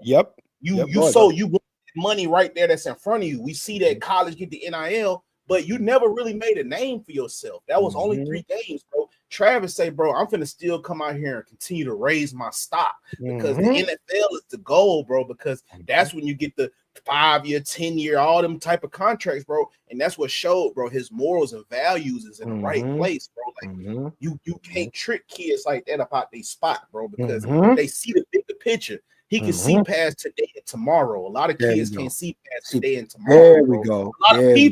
A lot of people can't see past can't see past it. Yep. So a kid that can see 2 years down the road, 5 years down the road, like even Shador, they was on the podcast and his teammate said, "Oh man, I want to my favorite car is a Porsche." Hey man, that boy Shador said, "Hey man, imagine it." He said, "What's your favorite type of car?" He said, "A Hellcat." He said, "Man, that's basic." He said, "What's your favorite type of car?" He said, "A Porsche." He said, "Man, I'm trying to get a Porsche in the next 5 years." Shador said, "If you really want to and apply yourself, you can get it in the next 6 months." And I was like, man, that's what show these kids they got a different mindset, bro. Like when kids 21 and 20 talking like that, dude, like I start to really pay attention to them because it's like you don't hear kids that age talk like that. Like that. Speaking in law of abundance, you know what I mean? Affirmations. You don't really see kids like that. I know we hate on them because it's Deion kids or whatever, but salute to Deion because he raising them young black brothers the right way, bro. That is how black kids should think, dog. Like every black child should think like that. You know what I'm saying? That should be the frequency we on as black people right 100%. There, bro. Like you see it, you can achieve. If you believe it, you see it, you can achieve it, dog. Like that's how every child should be thinking. You know what I'm saying? And these kids think on a legal standpoint. They're not thinking of nothing illegal. These kids thinking of legal ways to get money and get the things they want, and they playing football. So I fuck with it, bro. I like them kids right there. For real, like Travis and Shador, seriously, like they gonna be household names in the NFL. 100%. And I know people don't like Coach Prime, but that ain't got nothing to do with them kids right there. How he's setting them up for success. Gary, you could clearly see, like, obviously, Coach Prime, he understands the entertainment factor, right? He understands how to garner attention, things that's not the issue.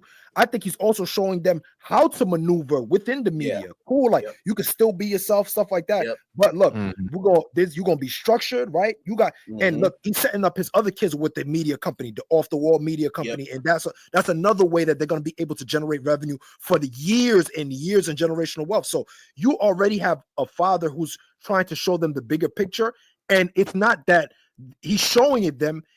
They're getting it, and they're also reinforcing that to their other teammates. Travis Hunter, they've integrated him like a brother. It's like they treat him like he's their brother, and like, you know what I'm saying? Like, and I'm pretty sure that it permeates throughout the whole team. So shout out to Coach Prime. Even though we don't know how long he's gonna continue this probably might be after his sons is out of there. He may get up out of here. You know what I'm saying? Like, you never know what his plans is. But for the time being, you got to salute what he did at Jackson State, and you got to salute what he did at Colorado, whether it be for selfish reasons to, you know what I mean, to be closer to his sons, right?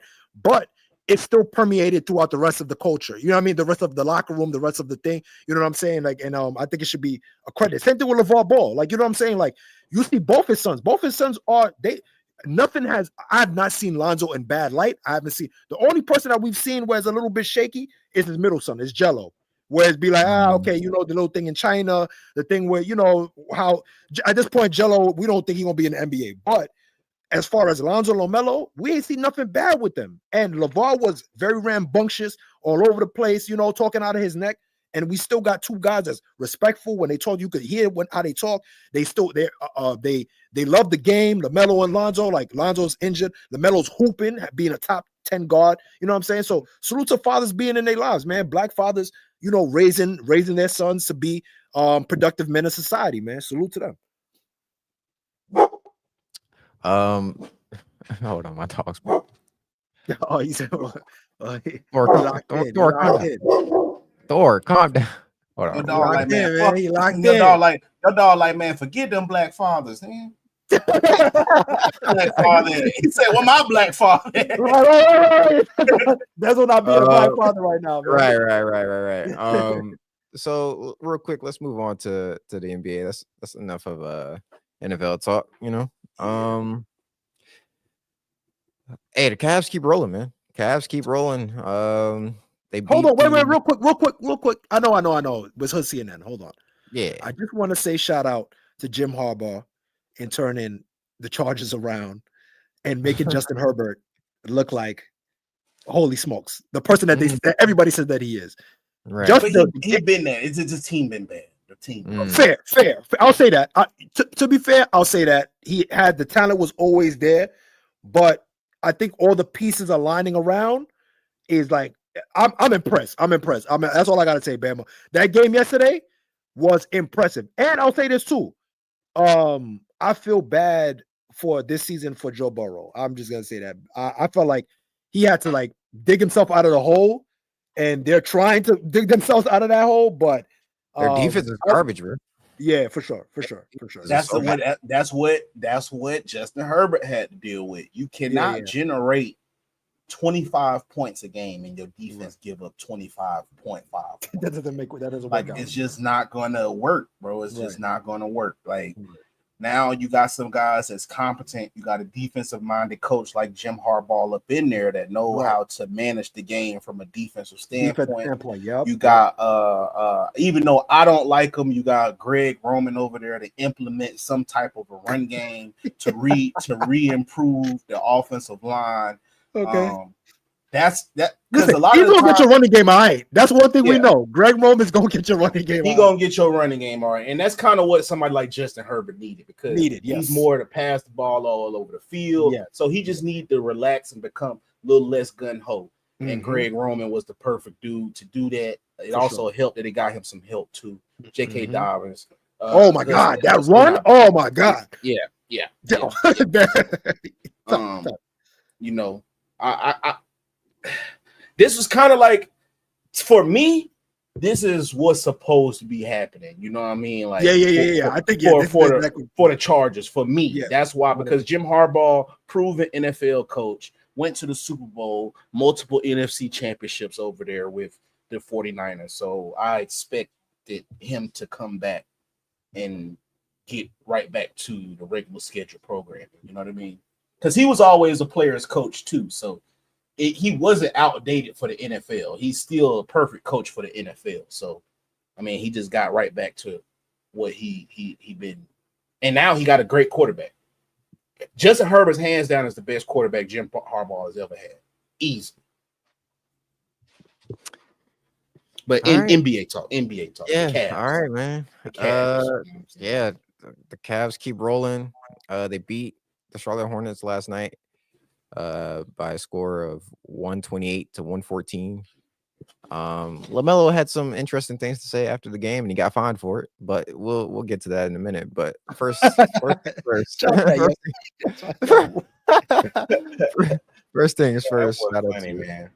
Shout out to the Cavaliers. They went in there, handled business without Donovan Mitchell. Yeah, man, they keep rolling. They have the Celtics tomorrow. That's gonna be. Hey, if they beat the Celtics, this thing might go 20 some games without them losing. Is Donovan Mitchell playing tonight? Tomorrow is when they play the Celtics. Oh, tomorrow. My fault. I'm not sure. Yeah, I'm not sure if he's playing tomorrow. Okay. Hopefully he does though, because that'll be disappointing if they don't have their best player. Right. No, he's game time. He's game time decision, so he might play that one. He definitely might play that one. Yeah, he might play. But yeah, man, what do y'all think about the Cavs this year? What you said? What do y'all think about the Cavs this year? Like, what do y'all think? Oh, shout out to Kenny Atkinson. Shout out. I met him a couple of times when he used to coach with the Nets. Very loves hoops. Obviously you could tell very innovative. When it comes to the offensive schemes, does well, knows how to work with guards. You saw what he did with D'Angelo Russell and Spencer Dinwiddie, had them both playing at like damn near all-star levels, right? Understands how to deal with undersized guards with big men. Gives the Darius and this is what allows Cleveland to really work is that ball movement, the passing. They're not passing the ball a lot, but what they are is that they're creating a lot of 2-on-1 matchups, a lot, even within their half-court offense. And that's what is creating. That's what you have. That's what you want to do in this game, especially with pace and space. That you want to create 2 versus 1 options. And with the fact that Evan Mobley is as mobile and as versatile he is, it makes it even more better. One of the things that they're really focused on is getting that corner 3. So what they'll do is that they will like flare screen somebody from the top, whether it be Strus or Merrill. They'll flare screen or brush screen on the side, and they'll have him float to the corner. Meanwhile, Darius Garland and Evan Mobley are running pick and roll. And now that Evan Mobley is strong enough now, Jaron Allen can play in that dunker spot. Or what he'll do is he'll put him in the corner and he'll make him cut from the corner. And one thing Kenny Atkinson said himself, he said, cutting creates space. A lot of people don't understand that. A lot of people think you got 2 big men, you're not going to be able to have spacing. No. If you have ball movement, because when people move and the ball moves, you're going to create opportunities for driving lanes. And he said it himself. So you see that they run a lot of V cuts. They run a lot of 45 cuts during the pick and roll. So what happens is with the pick and roll, if I'm on the right side of the floor and I'm doing running a pick and roll with Evan Mobley and Darius Garland, I'll have Dean Wade do a 45 cut that will create the person. You have to make a decision now. You have to either stop the pick and roll with Evan Mobley. You're going to have to stop Darius Garland, or you're going to have to bring somebody down from that corner to stop that 45 cut from happening. Meanwhile, the person in the corner, wide open all the time. So creating that the offense with all of these V cuts and 45 cuts is what's making that offense work. And I'll say this. I've been saying this, but a lot of people didn't want to hear me. I've said that if given the opportunity, Darius Garland, play style wise, can do everything that Trae Young can do. And better. I think he can do what Trae Young does better. I think what Trae Young, the reason why Trae Young looks like he's doing well, the reason why people think Trae Young is better than Darius Garland is because he's doing more than Darius Garland. But I think if you put Trae Young in the same position that Darius Garland in, is going to look exactly the same. It's going to look exactly the same way you put Darius Garland and Trae Young's thing. It's going to look exactly the same, in my opinion. So that's why I think Darius Garland's a better point guard than Trae Young, but I think Trae Young is probably just a little bit of a better player if you want to put that tag on him. But I think Darius Garland, as far as seeing the court, the passes that he was throwing was insane. I mean, Trae Young's a great passer too, though, man. He is, but you gotta. I say when anybody tells me Trae Young's a great passer, he is. I know that for sure. But I think his passing profile is a little bit more predictable than Darius Garland's passing profile.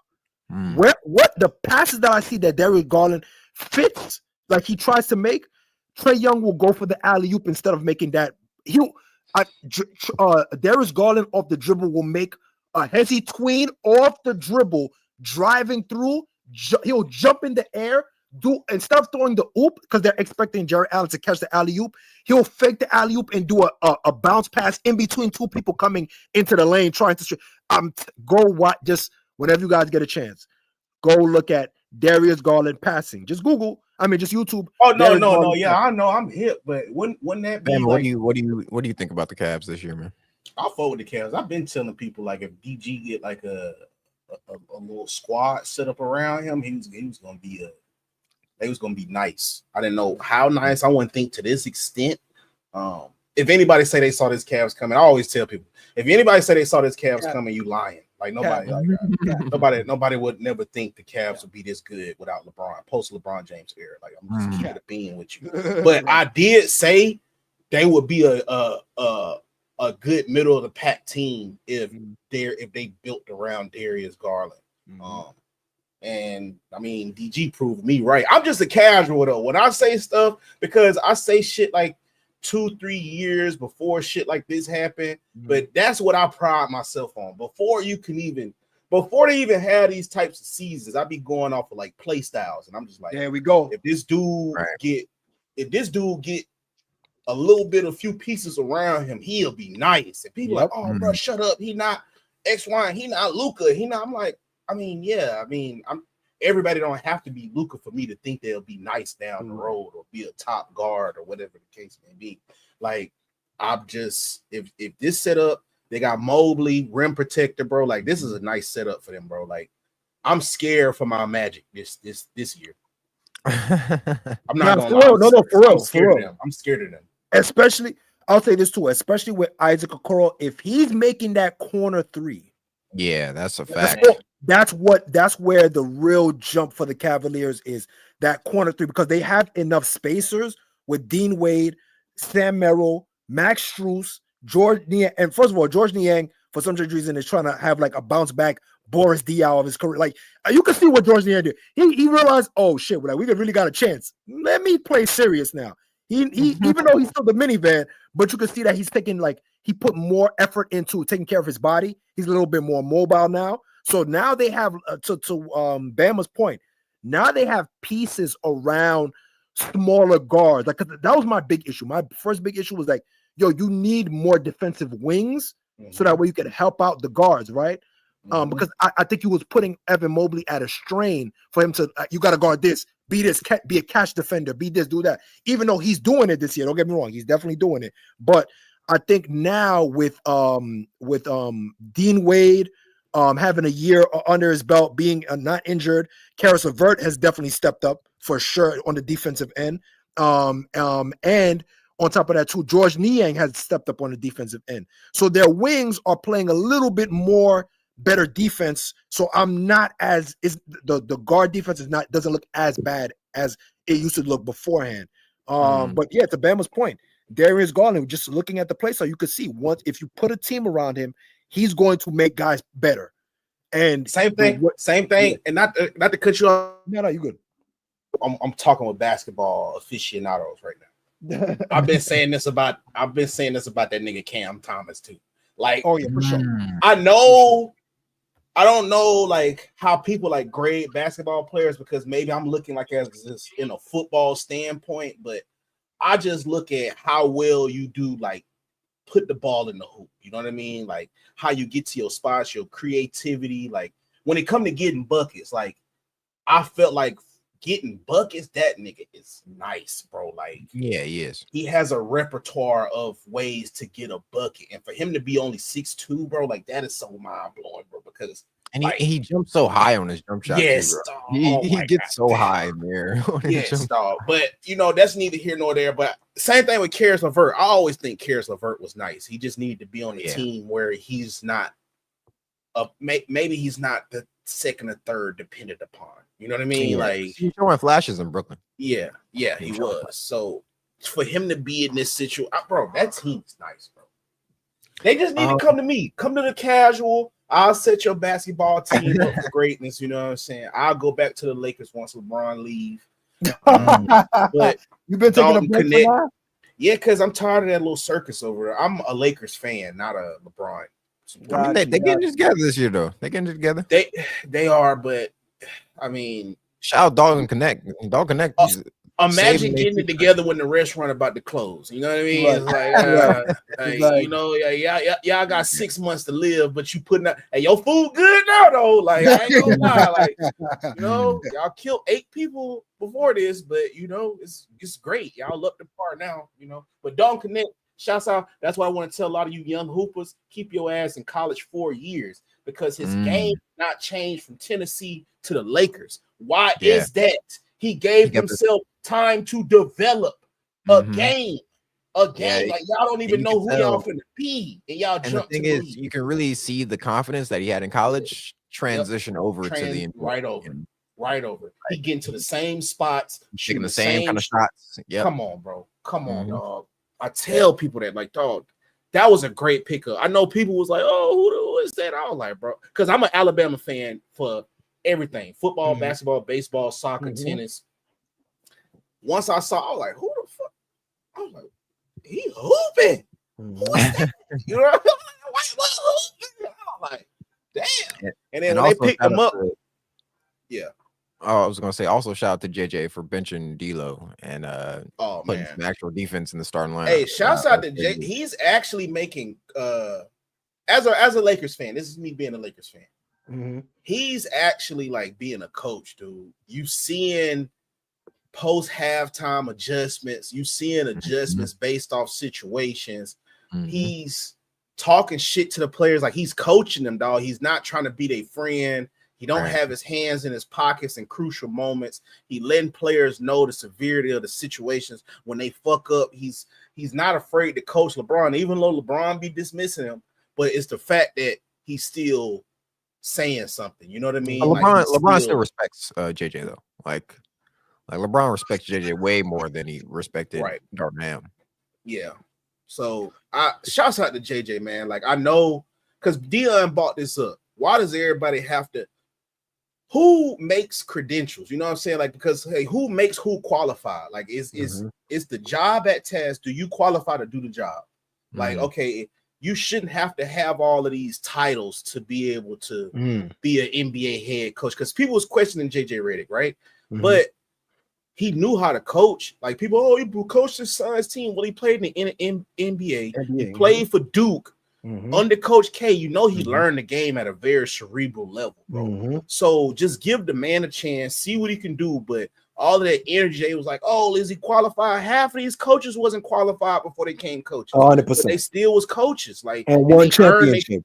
Exactly. And they earn their qualifications through their tenures of being coaches. We all got to start from somewhere. So don't get mad that this man is starting with the Lakers right now, bro. See what he do. We've had terrible coaches. So what can happen? Don't nobody want to come over there and coach. We ain't finna get no superstar coach to come over there, bro. We're not finna get an Eric Spoelstra. So for who want to come over there, bro, JJ Redick is a good option, bro. New background. We don't know what he can or can't do, right? And he's showing you he's doing the right things right now.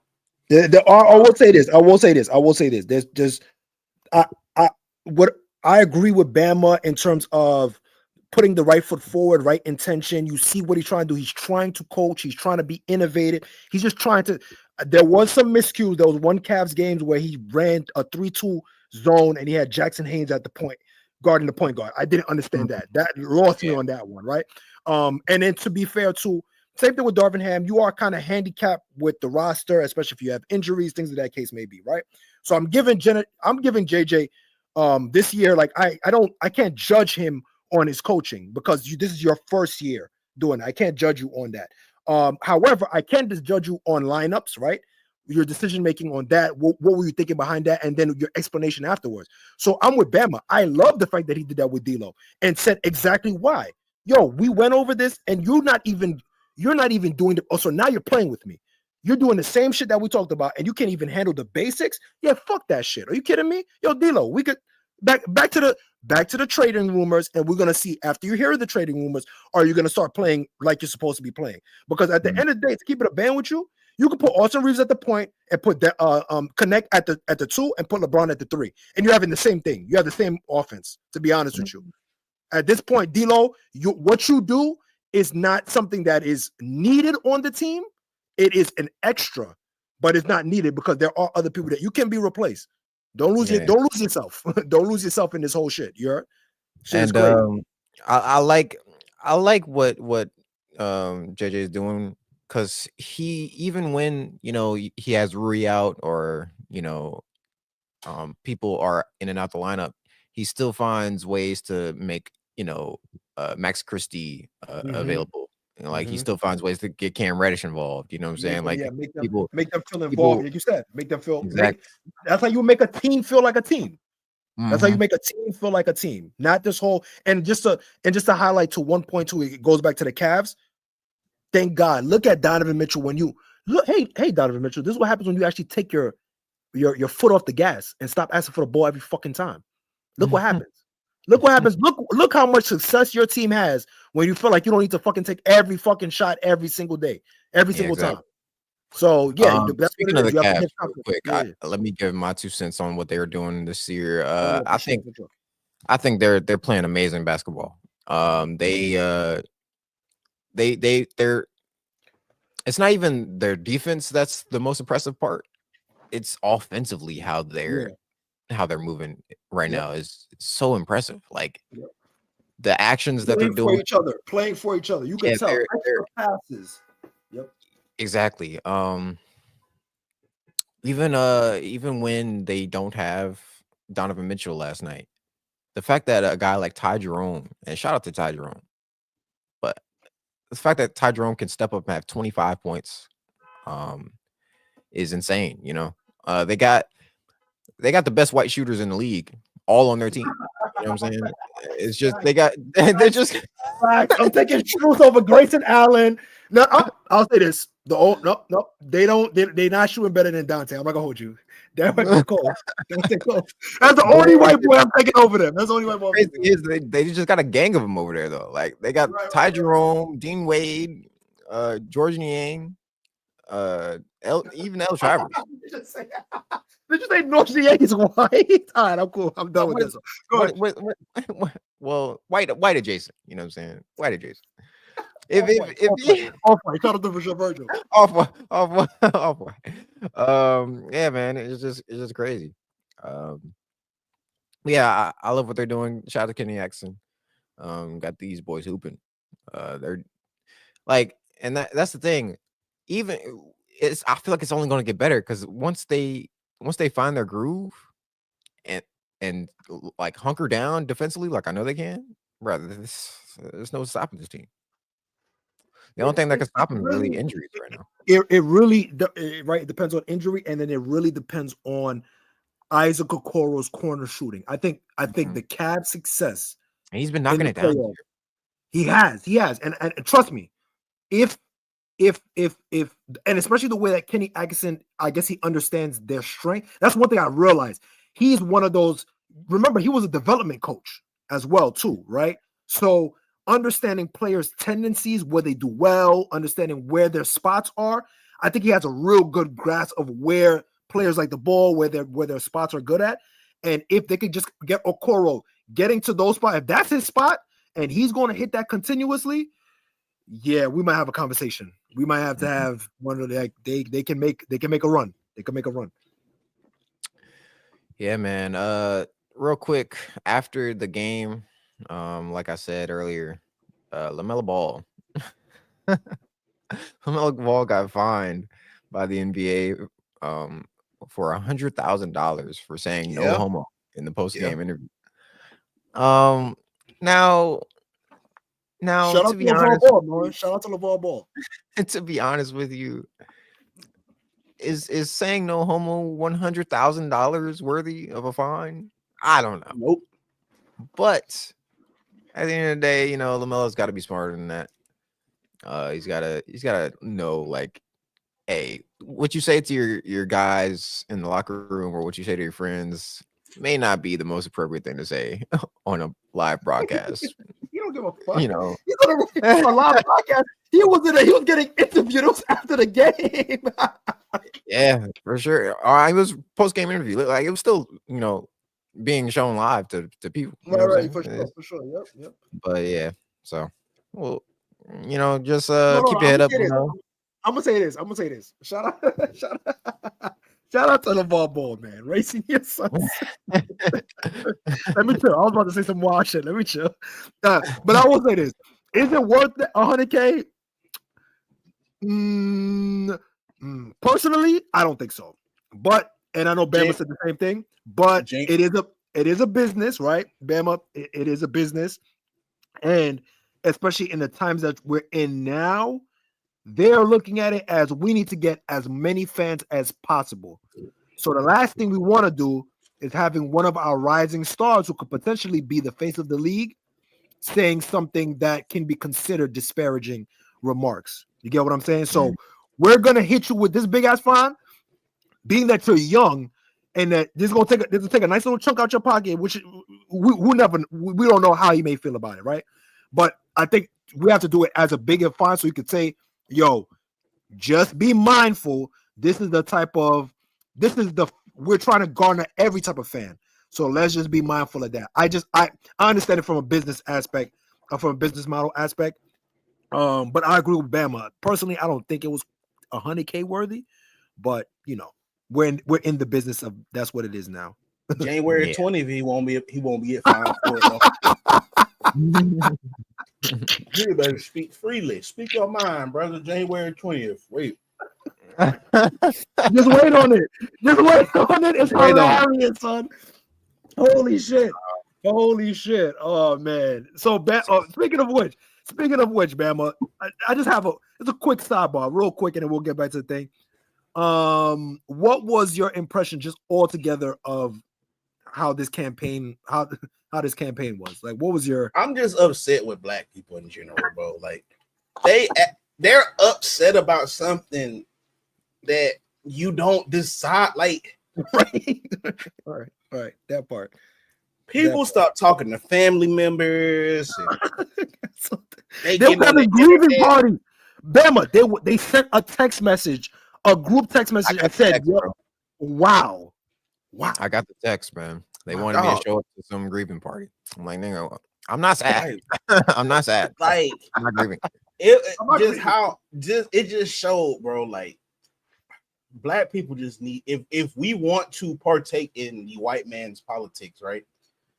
We need to just go to a class where we learn about the judicial system and checks and balances and how this shit really work before we're able to vote. Like, seriously, bro. Like, because at this point, bro, we just wasting votes, bro. Because people really think that the president that's only in office 4 years is going to change your day-to-day life, when that city council, mayor, all of that shit. Like, that's the shit that changes your day-to-day life. So if where you live at, your day-to-day life is fucked up, you should be researching your local representatives and seeing, you know what I'm saying, what laws and shit they should be implementing. But no one talked about that. You talk to the average Negro, no one talks about that.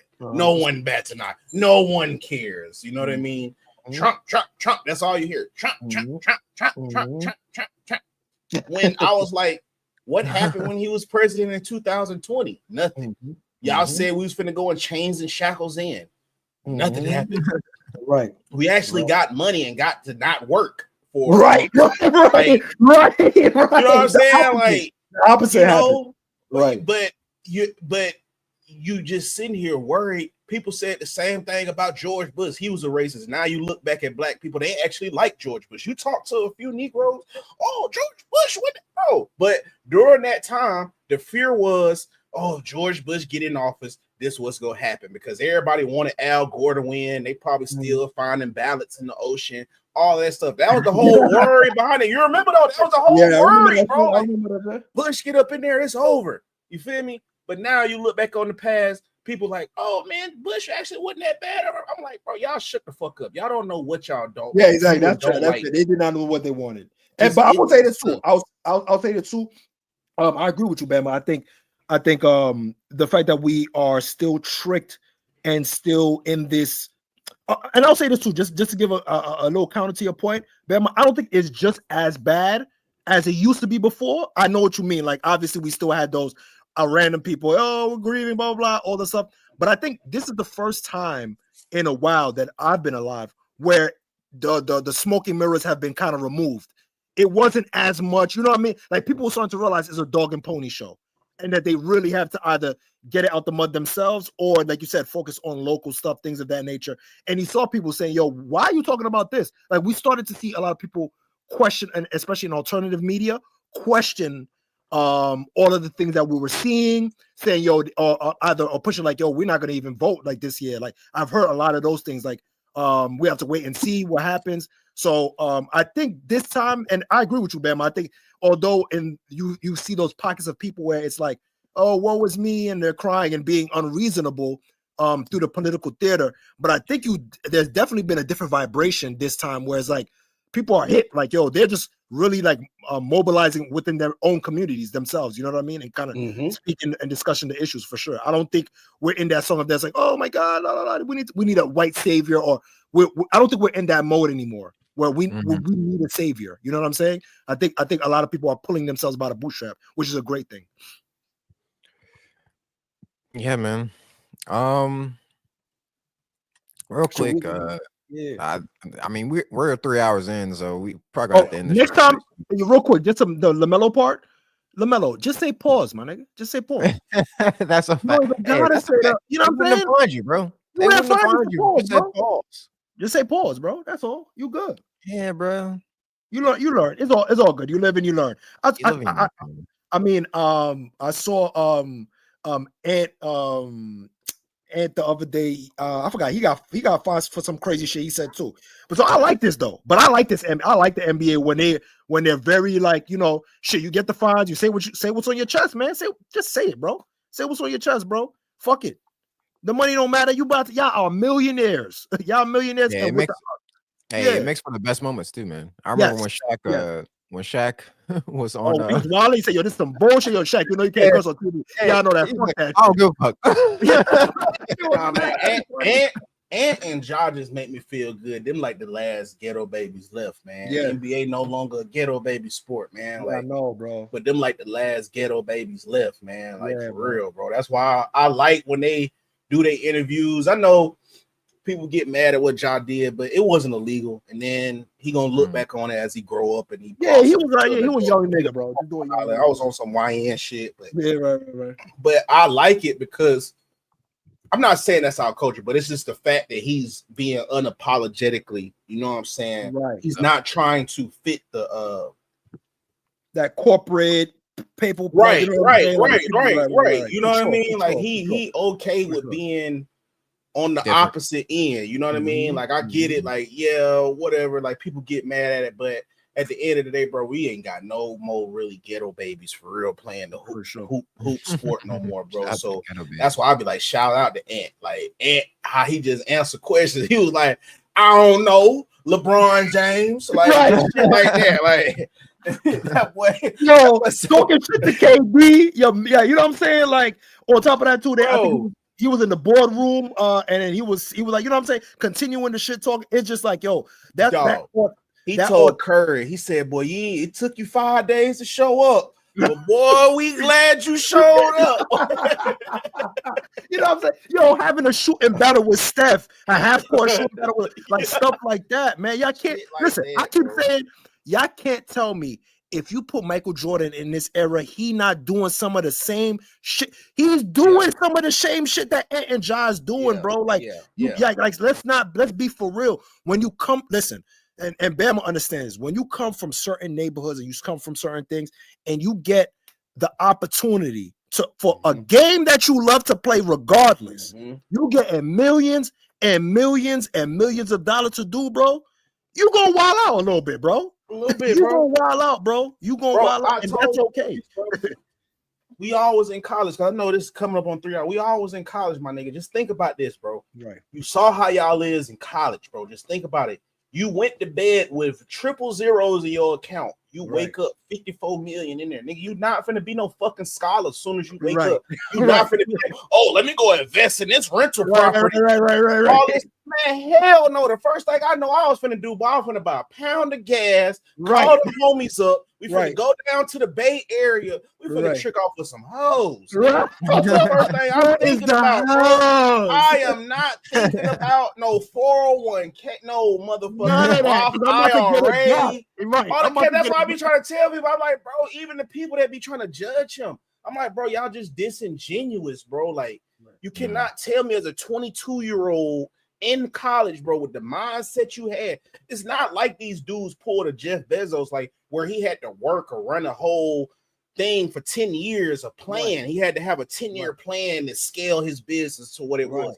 Yes, if you in a situation like that, yes, by the time you reach 50 million, you're gonna have a different type of thought pattern with the 50 million because it took you a while to develop that. But my nigga, a lot of these NFL, NBA players, they go to sleep broke as fuck in the negative, wake up. That shit is 56 minutes. You close the app.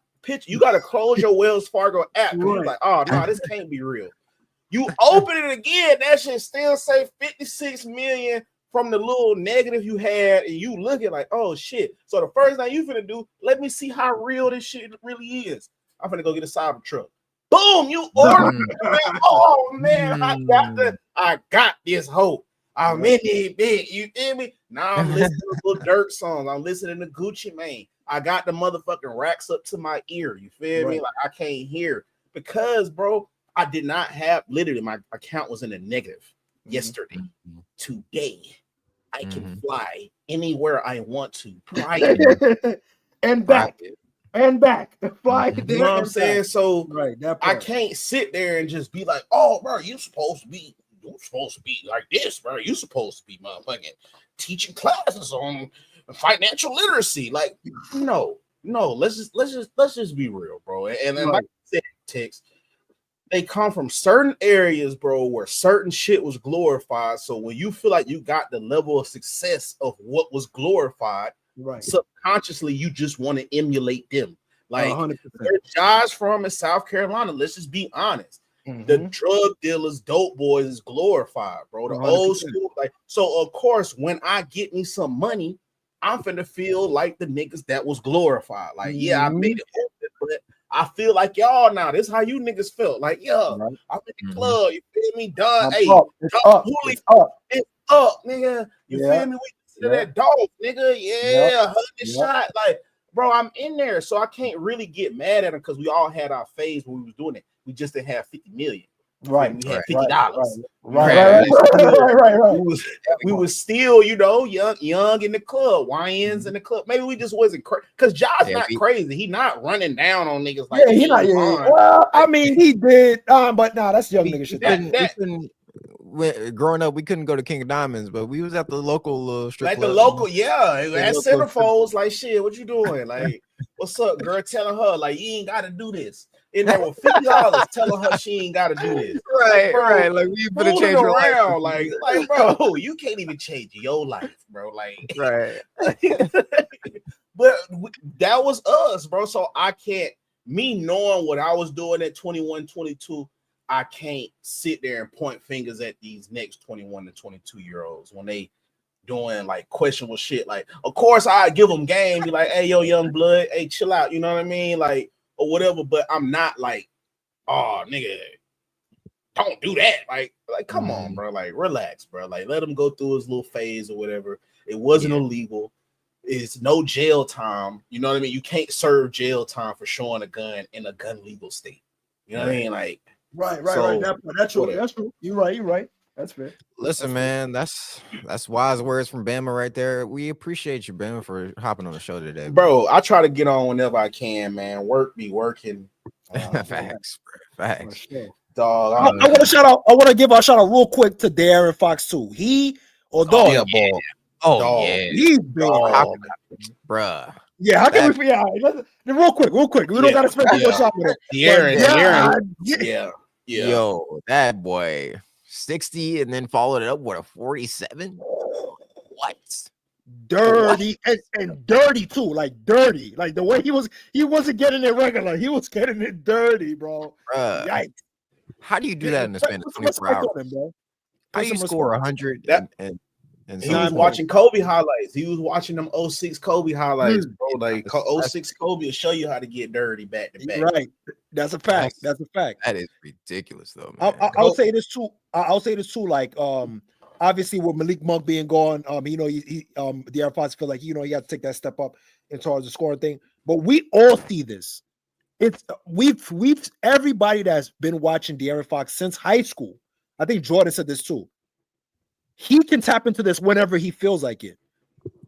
We just never know when he wants to tap into it. It's decision making. This whole thing is decision making. Right. The decisions, the shot choices he chooses to shoot down the stretch when he's a blur. Like that's the problem with De'Aaron Fox. That's the problem with what Ox have.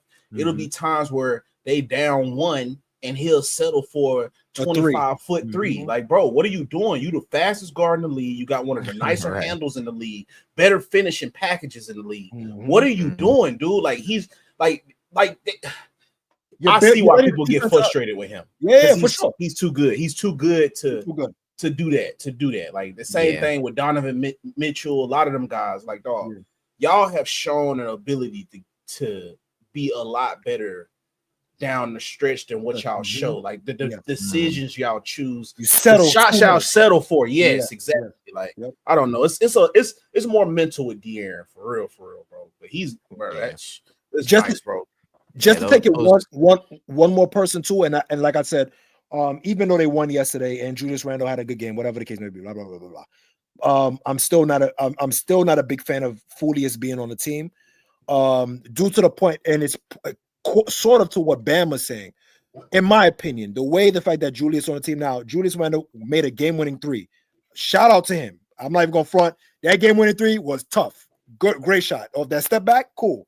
Mhm. To rely on a Julius Randle step back three, 9 times out of 10, that shit is not gonna happen like that. So I say that to say this is the most that I've That's seen hate. Anthony Edwards catch and shoot threes.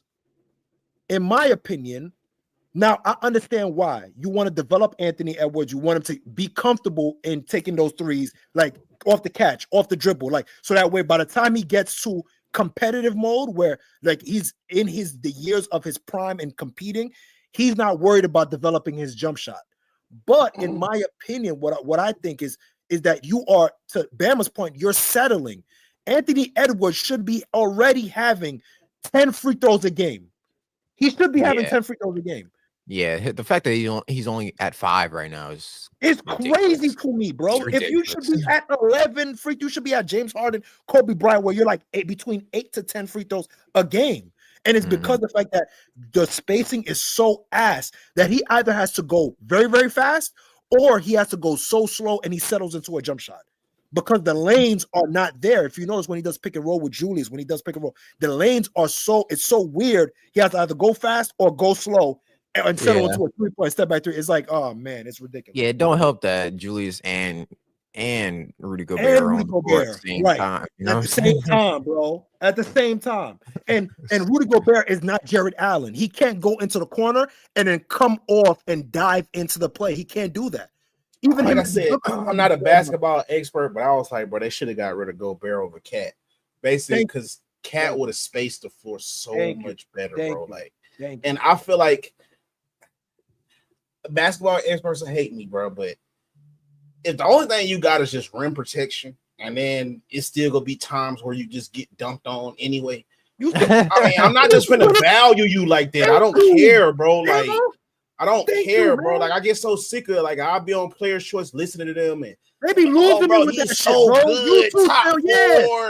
Like, my God, bro. Like, I hear what y'all saying, and I respect it, bro. Like the accolades and all of that, the statistics but I value person. I'm like just from what I see, bro. Thank you. What is the film and the thing is, he got those 4 defensive player of the years, and nobody cares, bro.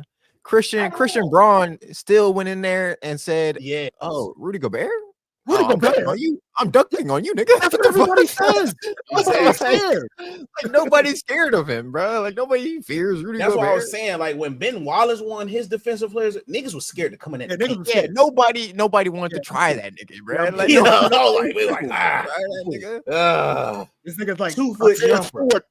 Times 5, bro. He was like, I said score times 5. It was crazy. Bro, I'm a Kobe fan, boy. That boy Kobe saw Ben Wallace pulled up so quick. Like, I was like, whoa.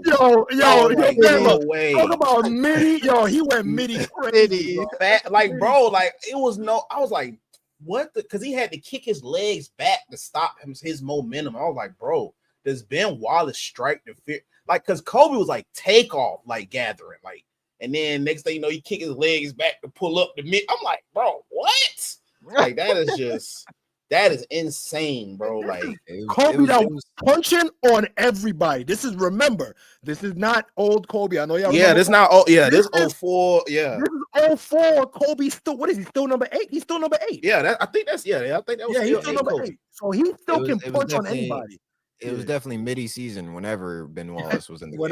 That's what I mean, even when you think about it, KG, Tim Duncan, bro, like niggas just not besides LeBron, niggas is just not thinking to punch on them niggas. Like you feel me? Like how Christian Braun, like dog. That first off, that shit shocked me. Christian Braun destroyed him, bro. Destroyed him. It shocked me. But at the same time, I was like, bro, that just show how weak he is. And then he wanted to get mad. Like, nigga, you should have blocked this shit. What the fuck you getting mad at? Right. What are you gonna try about? What are you gonna try that? And then you do some like you swing your what's that dumb shit? What was that soft ass? Like, I don't even know. Like, he tried to swing, but then realized he was gonna get fined, so he just right. So he just did some like. I'm glad we all in agreement because at first I thought I be watching Players Show. I felt like I was the only person that thought that man was not. Nah, bro, you're not the only one. Nah, I'm just like, bro, I gotta just have casual eyes, bro, because I'm not seeing it, bro. Like, because I really be trying to see it, bro. I'm like, okay, maybe, bro. And then like, I be trying so hard to give this nigga the benefit of the doubt. I man. try. But I it's try. just like every single time, it's just like, bro, what do you do on the court that's really winning? You know He's what I'm just saying? 7 foot, bro. He's 7 he's foot, just- bro. Like you the just a same tall way, nigga. the same way that everybody keeps telling me Julius Randle was 20 and 10, 20 and 10, 20 and 10. When it really matters, does he help you win the game? Yes or fucking no? 9 times out of 10 is fucking no. I didn't want to throw it because you actually hooped. I don't want to. This sounds crazy hating after you hoop, but that's my point. My point is you can produce and still not have, in my opinion, not have the value that is needed for that team. You can be productive, right?